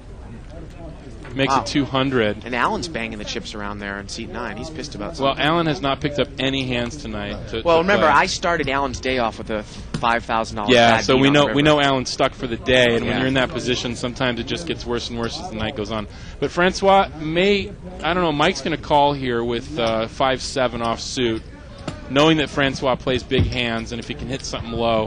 Barry's pondering with Queen Jack off suit. No, Mike is called with 7-5. Yeah, so. Mike called. I knew that, but Barry's pondering. He's trying to figure out. He's in the middle between loose aggressive and pretty tight aggressive. So, does he want to speculate for 150 more? Well, looks like he is. I almost like 5-7 a little better than Queen Jack. I definitely like 5-7 offsuit. I like to say, you can make 2 flushes with that hand. So here we go. It's about a $500 pot, 3 ways. It's about the 4th hand that Francois played tonight. He's got aces. Here we go to the flop. Deuce, deuce, 3 with a couple spades. Well, it's actually not a bad flop for Mike if he wants to continue. Francois bets 300. It's not a bad flop for Mike to continue? No, I said I don't think it is. Oh, yeah. It depended on what Francois was going to bet there, but Francois shows an ace. Mike had folded, and Barry was speculating, didn't hit anything. They both knew. Mike and Barry both knew that Francois had a big hand there. They wanted to see whether they could hit the flop and maybe get some of Francois' chips. Sorry. Well, I got to tell you, I really like Francois' game. Now that he's deeper stacked, there are certain things. Never apologize when you win a pot. Yeah. There are certain things that you do for pot control, and I think Francois has the knowledge to make pot control moves with one pair on a paired board. He would. If this board had come a little bit differently, he might have played it. I mean, obviously. Well, let's say he bets out with 3 deuce deuce. Yeah. And then the turn is a blank. Sometimes you're almost forced to check if both people call with aces to keep the pot a little definitely. small. Yeah, he would put somebody on Mike. Mike easily could have had ace deuce or deuce 3 or something like that. He definitely would have checked that had somebody called him. And he was in position, so it would have been a good check. Pocket kings for Barry Woods here in seat 6. All right, Barry, let's go. And he's just going to limp in because it's Mike straddle. He's going to play it cagey. 6-7 for Fred. He's coming in. We know that. Now, it doesn't look like Mike has a straddle raising hand. And is Alan not getting any cards? Like, he's physically not taking cards. I don't see an out button over there, but it doesn't look like he's getting dealt in. I and don't know. Barry does not get the limp re-raise, so here we go. Oh, my. Well, that's ace-deuce a ace. horrible flop for kings. Is it, though? Your initial thought is, I know we're on the internet, I can say, oh, fuck, right? That's your first thought. But, I mean, there's a couple aces, so game theory and probability would tell you the chances that someone has an ace are probably slim. Yeah, now, if Barry's in position here, which he isn't. Now, Fred bet, and Barry just check called. Yeah, that's a good play from Barry because he wants to see if Fred's going to shut down on the turn. Turns jack. Barry checks, and now Fred checks, and Barry gives up. And the river is a 4, and Barry checks again, and he's going to induce Fred to bluff at it. I like this river check call. This is a great check by Barry, in my opinion. Yeah. Especially after Fred checked on the turn. That told Barry that Fred was weak. Even though Barry's shaking his head here. Maybe he's doing a reverse tell and is going to raise. He's trying to figure out. I don't think so. I can't imagine he's going to check raise here. But I like a check call. Oh! Folds. Wow. Barry, and how much was the bet on the river? $400 bet there. And the pot was what? I mean, he was getting probably 2.5 or 3 to 1. I mean, I always get on Barry about how he doesn't lay down any hands, but I guess the guy could have checked an ace there on the turn, afraid of his kicker, but. You got to think that maybe the guy's trying to bluff at it with clubs, and the guy thinks he only have a deuce or something. Well, I guess when Fred checks on the turn there, Barry could think, okay, he's checking his ace, wanting me to bluff the river, perhaps. But then, good play by Fred to bet out there on the river. Even though I would have probably called there because of the turn check. There was a club draw out there. So checking that as if you had ace something would have been dangerous. Did John show the bluff? I mean, did Fred show the bluff? I think I probably would have showed the bluff to Barry personally. Well, and Fred just said something. He said, every time I turn over my hand, I show the nuts, or I show a good hand. And that's sort of true. We've seen him show some hands that haven't gotten to the river, but looks like Barry hit the king. Yeah, it was limped around. He limped in with king 10 of spades, and he bets. See, there's Francois he hit the 4, but it didn't hit anything else. Wow, so Fred is going to peel for a gut shot to the jack with 2 hearts on board. He's got queen 10 offsuit. Well, if the jack comes, I think Barry probably will continue because he'd pick up a draw. If it's the jack of spades, it's another king. Yeah, Barry's got trips now. If it had been the jack of spades, let's say, Barry definitely would have continued for sure. But now, of course, we know Barry basically. Barry bets 300, and that's it. Basically 9-1 to win. He's going to take it down. You know the other annoying thing I thought a little bit last night on that World Series of Poker broadcast? Yeah. Was they almost got too involved with the Rochambeau. Like, towards the end, when they were, like, down a heads-up or three-handed, Phil Gordon wanted to play Oliver for, like, $1,000. and they almost missed a hand. Maybe You Phil know. was getting bored. Yeah. And Phil, of course, if you watch the ESPN broadcast, you know from the nuts that Phil is the king of Rochambeau. He organizes the tournament Yeah. for charity. He loves to play it because he thinks of it as a psychological Yeah. game. And it probably was keeping him awake at 2 in the Yeah. morning. But still, I didn't see that far into the broadcast yet. But I was wondering if they were worried about the... looks like Mike and Barry might chop it here. Oh, wait a minute. Nope. Oh, that's... They had some back and forth, and Barry said, whatever you want to do, but Mike's going to give him the chips and Mike back. gave him the money they back do anyway. chop. Yeah, they usually chop. Yeah. But it looked like in the beginning of the broadcast, I wasn't sure whether they wanted to show the money passing hands on television. Oh, really? I wasn't sure about yeah. that because I don't know. But I guess in Vegas, everything, it's all legal, so it's not a big deal. But I guess Raymer won his bet. He bet Phil 1,000. Greg took the under. So I told you, Mattisau was shouting from the crowd, yelling because he was upset that he was going to lose the prop bet. he was going to lose what? He was going to lose 20 grand? He laid 10 grand to 5 grand. Oh, okay. Yeah. Shall we just go 10? I haven't seen what I've got.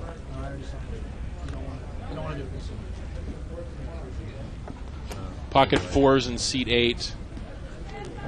That's Freddie. Having kind of an interesting night, Freddie is. I mean, it's an interesting style that he's employing tonight. When I say interesting, I mean he's mixing it up, playing some hands that I wouldn't play. Lived around here 4 ways. Ace, 9, 6. Mike's open-ended. And Rastam here has got top pair. Boy, we haven't heard from him at all. No, he's been sitting down for about an hour or so. We haven't heard anything, but he's got the best hand here, and he could pick up a nut flush draw on the turn if a spade comes. Now, Rastam checked the ace. Mike bet with the draw. Ed is going to call with middle pair. And is Rastam just not in? Wow, look at this. Fred's going to overcall. I was just going to say, Fred's going to call there. And I was going to say, now that 3 people called, you wonder if Rastam folds, but he's in there, and he's got the best of it. Here we go to the turn. I was thinking that card was going to come. Well, give Rastam 2 pair, but make the club. The Yeah. club. And actually, Mike has the highest club here, so looks like Rastam's going to bet. Yeah, he's not going to give a kind of a free card off. And Mike's probably going to. Mike folds. Oh, Mike folded. Okay. Yeah, his club really isn't high enough. Yeah, he didn't have a high enough club to continue. Somebody could have already had the clubs. Right.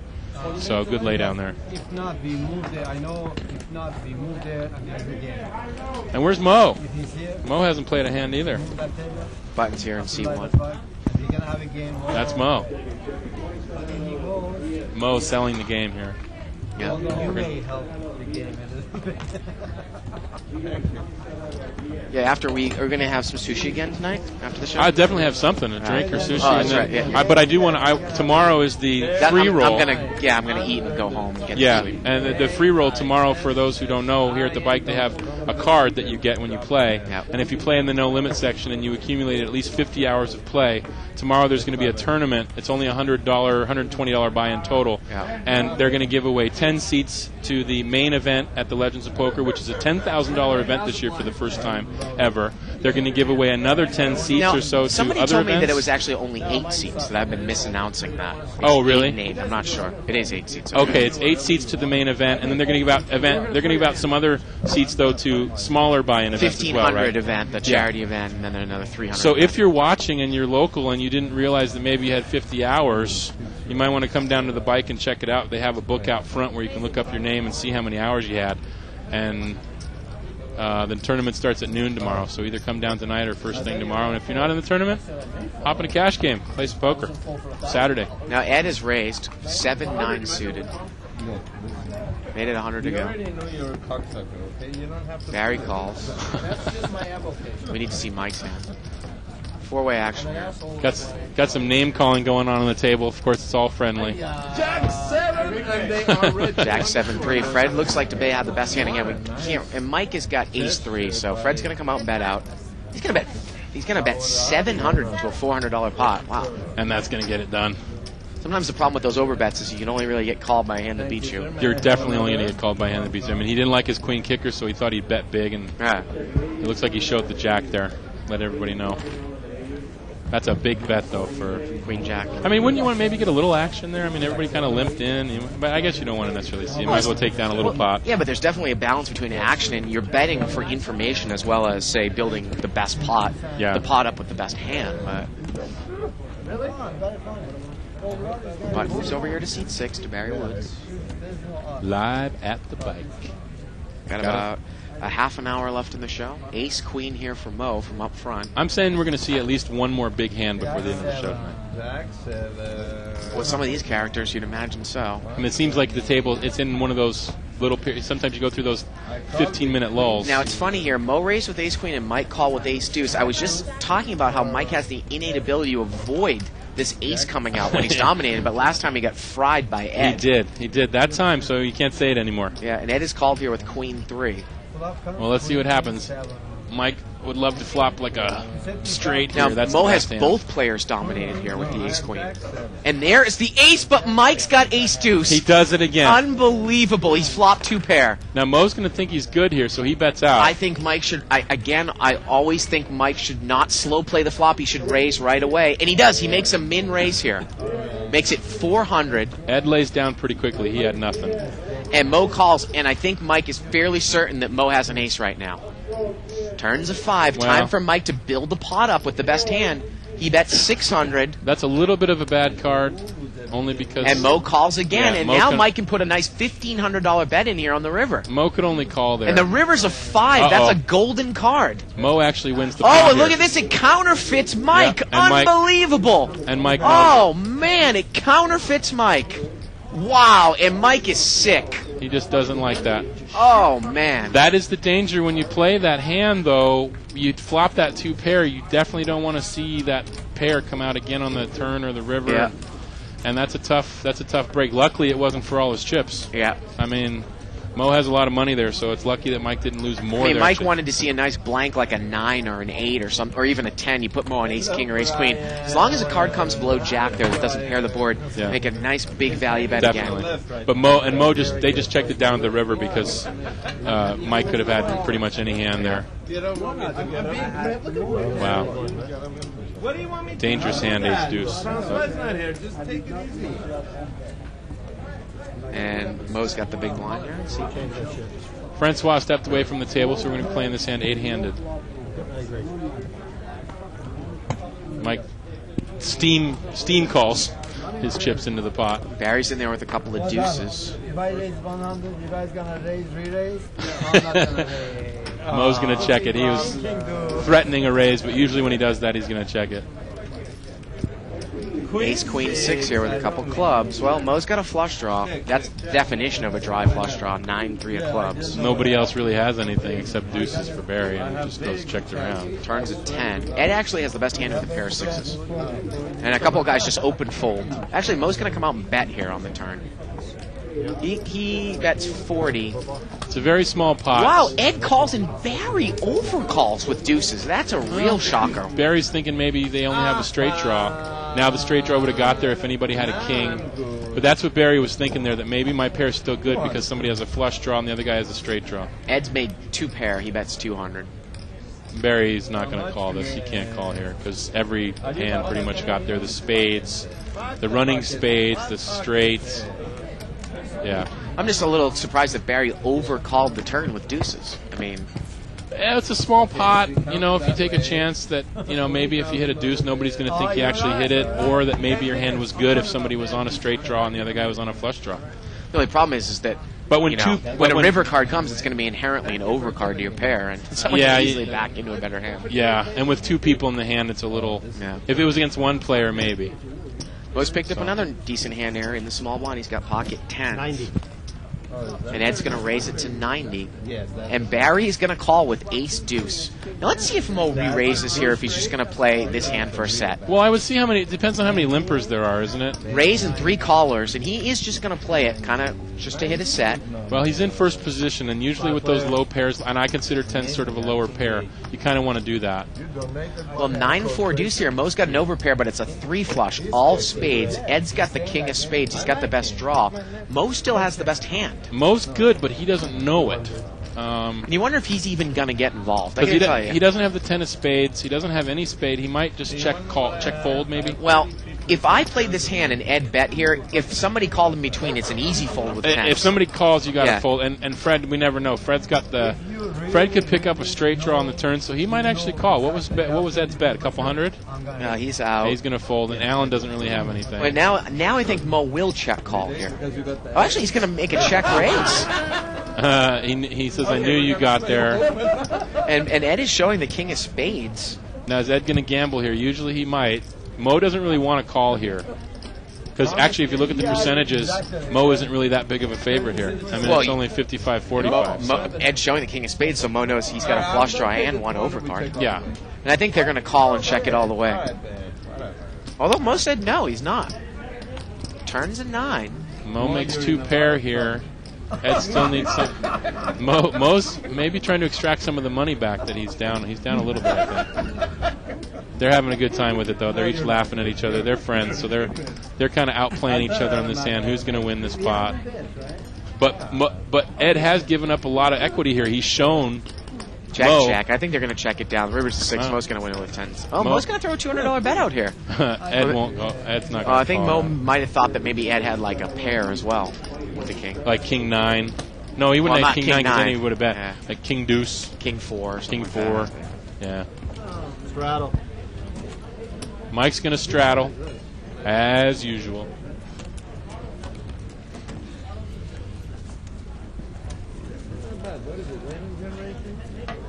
Butt moves over here to seat 1. Straddle. Straddled pot here by Mike. Oh, yeah, that was King Queen offsuit for Mo on the button. Let's see if he raises here if everybody limps in. Thank you. I gotta tell you, I raised this in a straddled pot. There's some dead money out here. He's got King Queen offsuit. But he's just gonna play conservatively and limp in. I don't necessarily want to see a big multi-way pot with that hand, but When are you coming? he chooses to limp in. 5-way action. Yeah. Ace, Jack here, and Alan's got trip aces. Alan finally makes a hand, but does anybody have anything to call with? He checks, and this is a great spot for Mo to take a card if someone's sandbagging ace to try to pick up a Broadway straight to the 10. But Well, flush draw comes as well, but Alan's still good here. He's definitely going to bet out. Yeah. I don't want to pause. And Alan's very... thank the Lord. Alan's been getting pretty card dead for this show so far tonight, so he hasn't even really been speculating with any hands at all. But you can see there that if the turn is a 10, Alan's going to go broke tomorrow. Is that Don Johnson in seat 9, or is that Alan? You've seen that those music videos by the Beastie Boys, Sabotage. Yeah. Satire. With the look. Yeah. You know what's funny is on Stealth Network. I just got Stealth that Network. Stealth, or yeah, it's called Stealth. It's a channel on DirecTV and cable and stuff. I had somehow picked up the fact that Miami Vice was on that day, and I looked at it, and actually that was the very first episode. They were starting at the beginning of the show. Oh, really? So I actually put it in my TiVo to record the show. I'm going to watch the series. Have you watched it before? Oh, I watched Miami Vice when I was younger. Yeah, of course, every week. Barry's raised it with Ace Queen of Hearts, and Ed is called with Queen 7 of Clubs.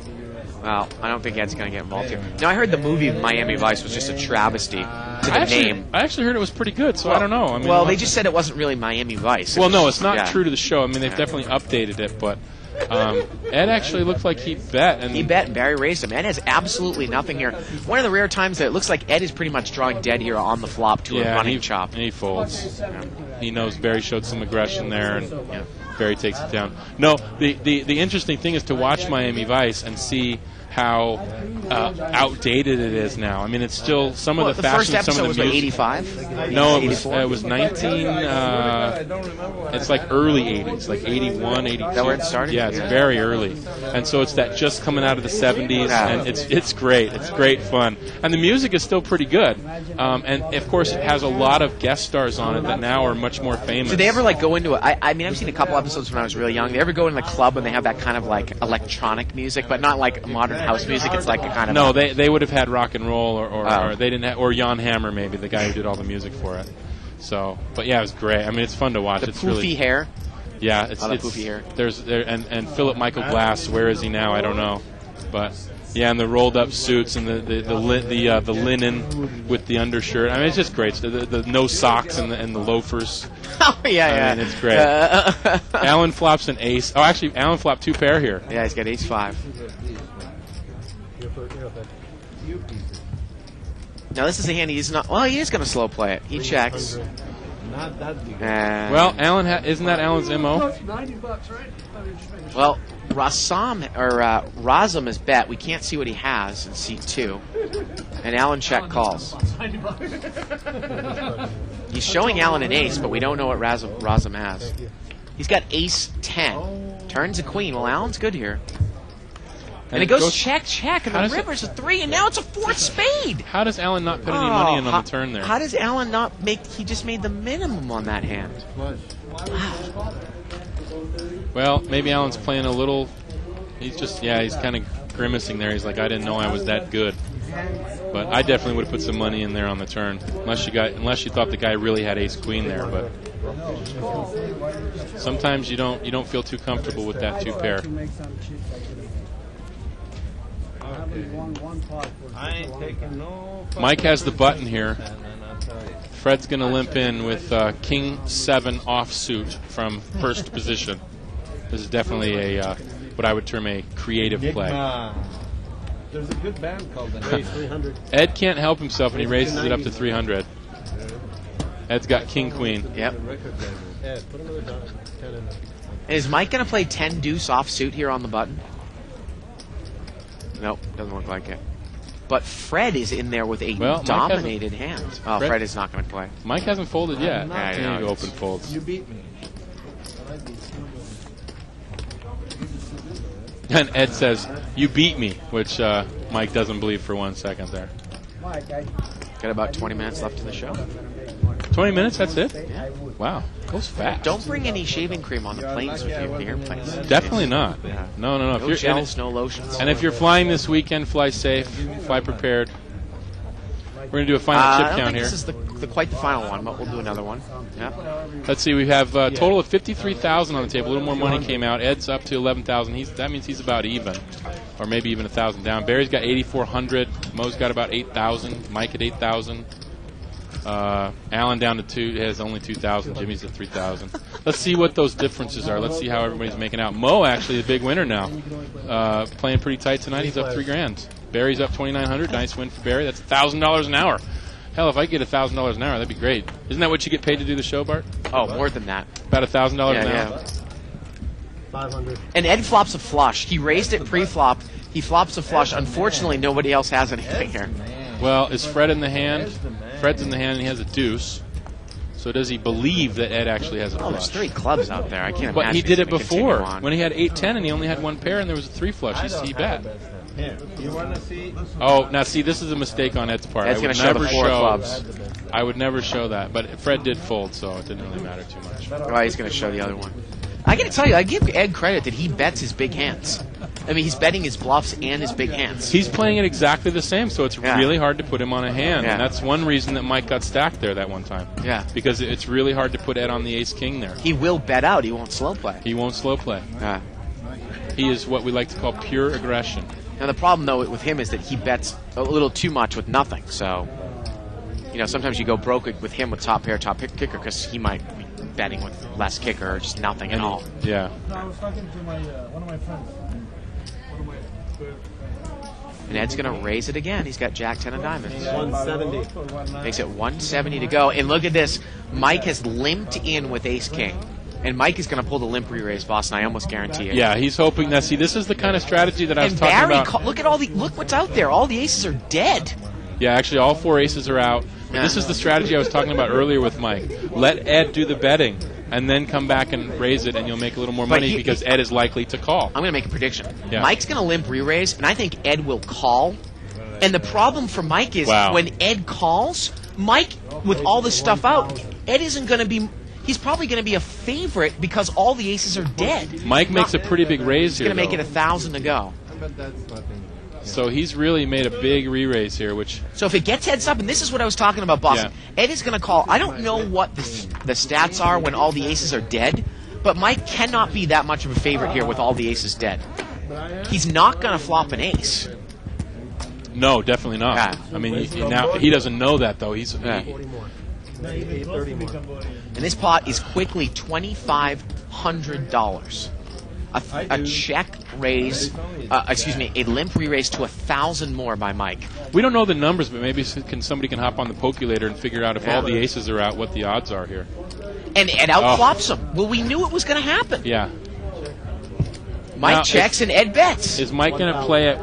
Now, see, you normally, if you're going to play ace-king like this and you don't hit the flop, you're not going to call. You're just going to let it go. Well, I think the reason why Mike checked also is because he knew that if Ed didn't have anything, he probably would check as well. But Ed has been bluffing. And maybe it'd be a friend. Yeah, Mike calls. And Mike calls. But I think he just saw. Did he see Ed's card? Oh, the turn's another jack. If he did see Ed's cards, maybe he only saw the 10. And now Ed is going to bet 3,000 instead. 3,000. And does Mike still think he's good with ace-king high here? Eddie's really driven forward with his monster hand here. See, this is one of those times where if you're going to pull the limp re-raise with ace-king and then you don't hit anything and the guy called you, he's got some of this and you just have to let it go. He doesn't want to. He's holding on to it. Ed shows the 10. He's showing one card to Mike. Well, again, it's one of those things where now 10-jack that's what he has. Remember before he didn't actually have 10-jack. But this time he actually does, and it's the same card that Ed showed before, which was a 10. If Mike calls here with ace-king and he hits an ace and a king, if he hits a king on the river, he's going to be committed. And does he think he's good now where he's going to make a big check call on the river if it's a blank? Well, if Mike calls and hits a king on the Oh, river... Ed showed him both cards, I think. Oh, maybe not. He did show him both cards. I guess he doesn't want to get Mike too steamed up here. I don't know if Mike was going to call that. Yeah, he did probably show him just both cards. Mike was probably just not. It's one of those times where you don't want to release, but you do. And that's funny because somebody had ace-jack. I think it was Francois. Laughing in my own mind at what I just said. I don't know if the sick bastards of 2 + 2 will pick that up, but sometimes you don't want to release, but you do.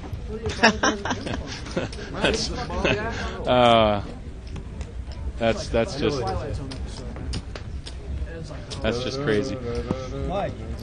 Actually, I can't do it now. I'll do it at the end of the show. No. Isaac, you're a sick bastard. You're sick.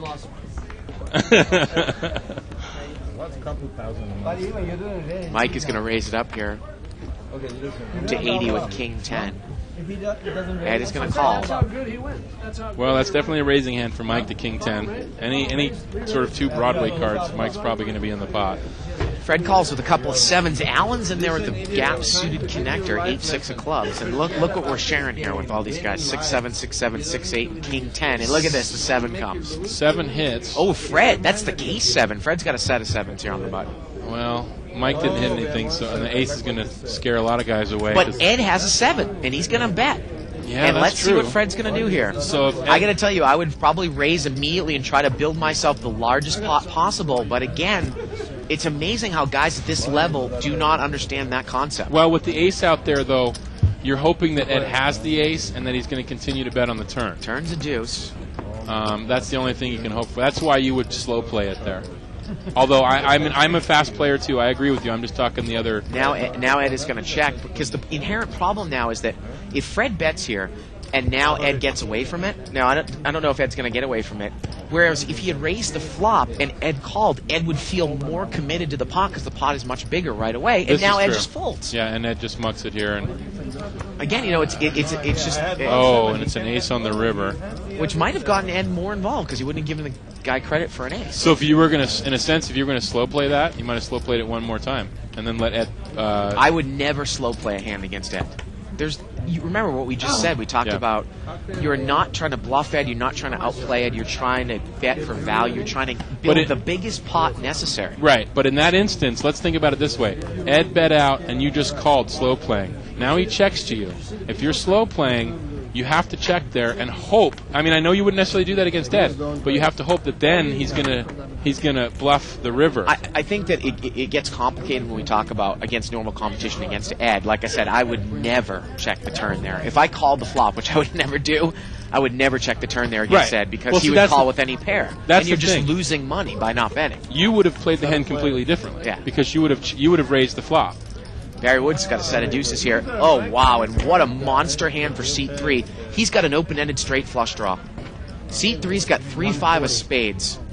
And Barry's going to bet with bottom set. Now, see, Barry comes out and fast plays it. We like that. He's going to bet the bottom set. That's and a very Jimmy's hand is big enough to check raise here. He's got a monster hand. Bottom set is vulnerable here, especially with the spades out there, the straight cards. And look at this. Jimmy just plays it conservatively. He check calls. Fred is called with 8-10. The turn's a 6, and Jimmy's got a straight. Jimmy got there with the straight, and he has the flush redraw. And look at this. He checks, and Barry's going to bet. I don't know if Barry can get away from it. Look how happy Jimmy is, how big of a smile he has on his face. Barry bet 700 here, and I don't know if Barry's going to see 5-3 here. He might think that Jimmy has 8-6 here. I don't know if Barry Woods going to get away from this one, folks. Fred looks like he's going to fold. Let's see what Jimmy does. It's hard to get away from the set, especially if he puts the guy on a flush draw.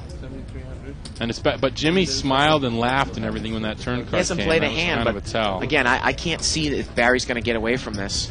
Well, we can't see quite how much Jimmy has. Mo's big old head is in the way. And he is going to check raise. Barry bet 700. Jimmy is going to check raise it. Now, this should give Barry some information. Raise 1,000.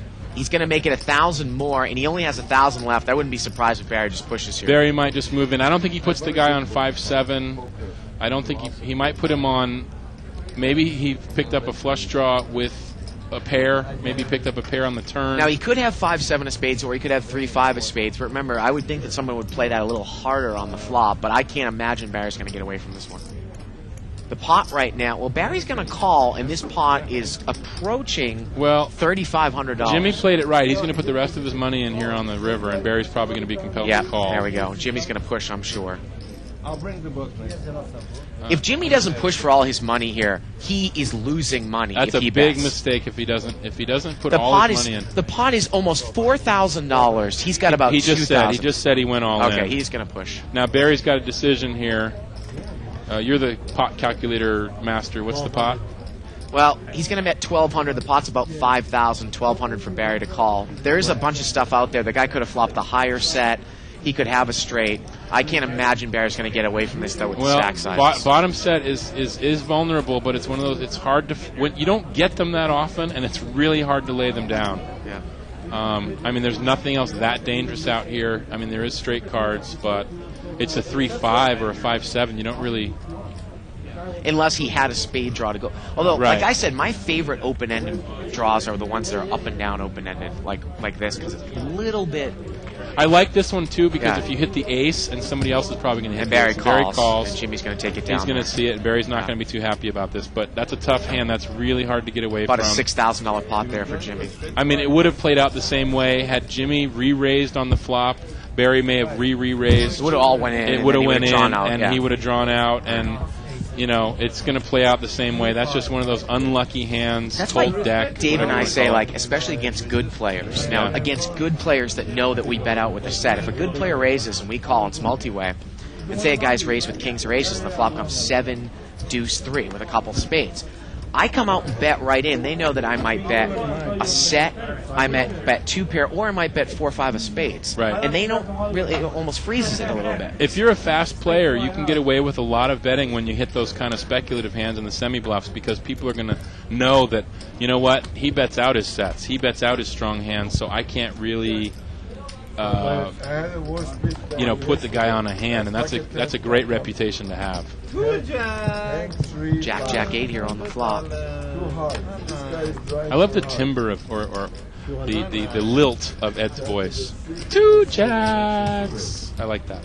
Mo's going to bet here with pocket 5s.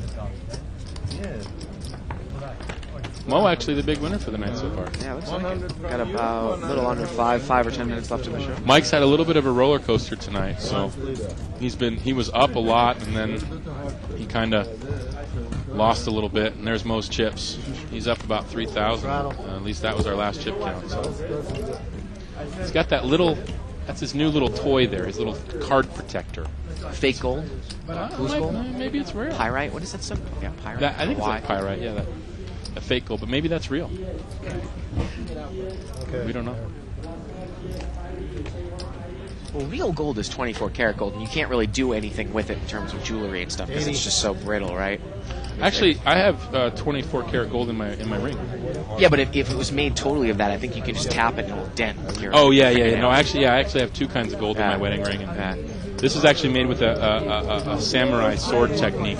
That's the style. It's got three different. It's got silver and 2 kinds of gold in it. Now Mo has made a little pot sweetener raise with a gap-suited connector here. Queen 5-9. Well, Mo hits the 9. Well, that's a great flop for Alan with a. You know, how about Alan bets this? Open, you know he won't. But yeah, Alan hit the open-ended straight. He's going to let Mo take the lead. Maybe Alan will check raise, but we don't see Alan doing that too often. No way, Boston. He's going to. No way he's check That's what I'm raising. saying. We don't see him do it that often. He's going to but it actually is not that bad if he gets more players to come in. He should check raise probably. I mean, or you call because you get more value. I mean, in a Yeah. sense, because if you hit that card, you're going to be good. If he were to push here, the fold equity would be incredible. He would win the hand if he pushed here. Instead, he check calls. Yeah. Unfortunately, he doesn't know what everybody else has. So it would be incredible, but he's thinking, well, if somebody has a queen, there's an ace. Turns an ace, and let's see if Mo's going to fire again here. He's still good with a pair of 9s. Now maybe if everybody checks around. Checked around.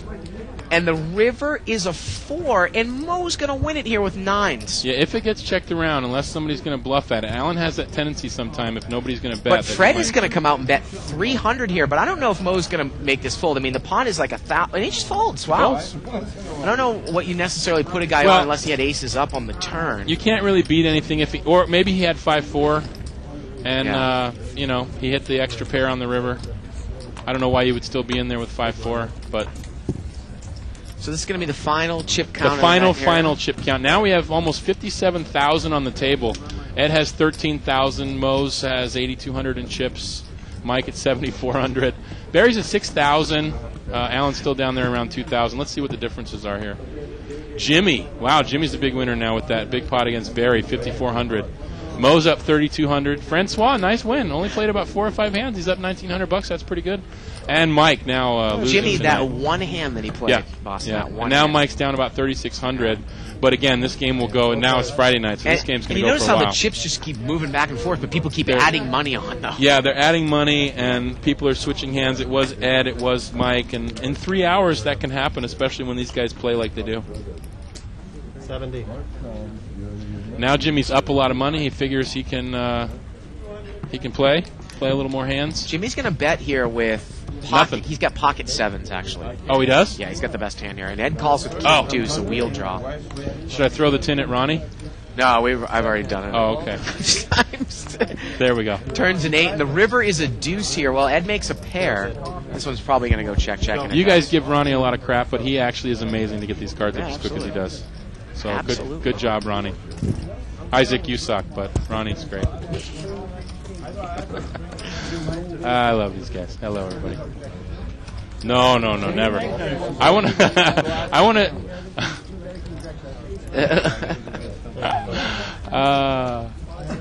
Hey there.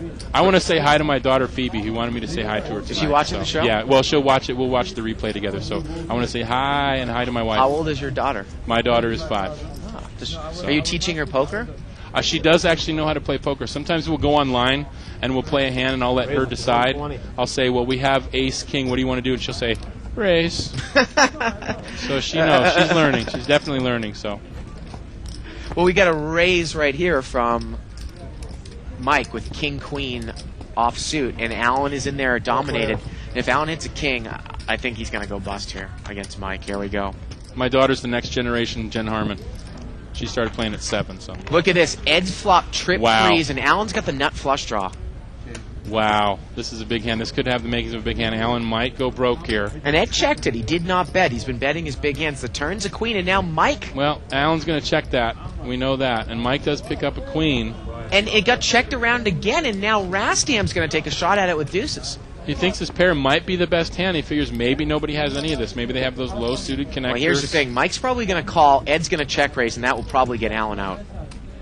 See now, but wouldn't Alan be getting a lot of value there with the nut draw? I mean, I know there's a pair on the board. Yeah, there's a pair on the board. So, Ed's check raise. There's only one card to come. I guess if the pair wasn't on the board, I mean, Alan's so short here. Let's see what happens here.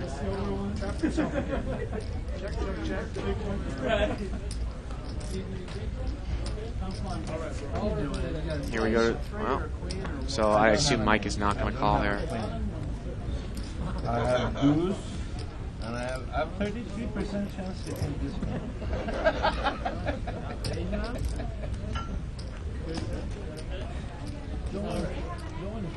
What will Mike do? He's going to muck it. He went through the possible holdings. Yeah. And look at that. Alan would have made the flush on the river. I had the nut flush. I had the nut flush draw. Nut flush draw. I had Now the see, nut flush draw. I don't know. I mean, if I'm that short as Alan, I mean, Alan didn't have that much money. I might have taken the opportunity there to put my money in the pot and pray, because there were 3 or 4 people in, and you maybe would think that, you know, somebody's going to call you with the 3, or that you're going to get paid off. And with 3 people in there, your implied odds and your money that you're going to get back are a little bit hotter. So, I mean, a little bit higher, excuse me. So, I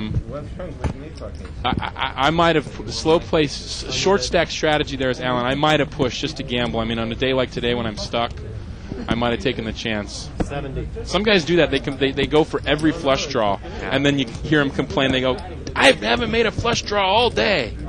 So, $70 raise here by Ed. The main 500 game next to the podium, over there at the end. 4 players. Sitting down behind the rest. Just go there. One look. Jack 3-5 here. Hey, look at that. It's my buddy Hey. Dean Kaplan. What is he playing over there? What game is welcome back. He probably hates that welcome back card every time. that? Look at this. Fred's got a big hand here. He's got the nut club draw with a wheel draw. I'm getting word this is the last hand of the night. Oh, last hand of the night. And Okay. Rastam is going to raise it with Jack 8, and Fred is going to call. Well, Rastam has the best hand But at look this at this. point. Fred's favorite because he's got an overcard, he's got a gut shot, and He clubs. and he has the wheel draw. And there's the nuts. He makes the nuts. Now, Rastam doesn't have that good of a kicker. And it goes check, check. Fred checked it. And the river is a 7 of clubs, and now Fred will make no money on it. Major action killer there, because maybe he was hoping that Rastam did have a club, but look at this guy. Now look at this Look tell. at Rastam. Look He's at this trying to look tell. like he's putting his- He grabbed the. That's the old grab the chip tell. Don't bet. I want to see if my jack will win in the river. Yeah. Win in the showdown, and it doesn't happen. Well, that's going to do it for us tonight, Boston. I want to thank you again. No problem. Great action-packed night. That was great. What a wonderful Awesome. night of poker here at Live at the Bike. Now, you're going to be here on Monday playing, and we might see a little bit of you. I haven't decided if I'm playing the Omaha tournament or not. Yeah, if you play the I do, tournament, I'd be glad to I hop might in the booth. be knocked out beforehand. I don't know, something like that. But, Play good. Have a good weekend, everybody. Check out the video blog we shot yesterday. Check out the archives. Hey, how about October 12th? Mark Safe and Jamie Gold. And congratulations to Jamie Gold from Live at the Bike for winning And the look World tomorrow Series of morning for the Poker. podcast. It will be on iTunes tomorrow, or a new one on our website. On our website, on the left-hand side of the screen, under Over there too. special features, you can take a look to the link to our podcast. Yeah, you had said that last night, but I didn't see it today. So For everybody here in the booth, Bart Hansen, Boston. Good night, everybody from Live and Mike. good night. Booyah.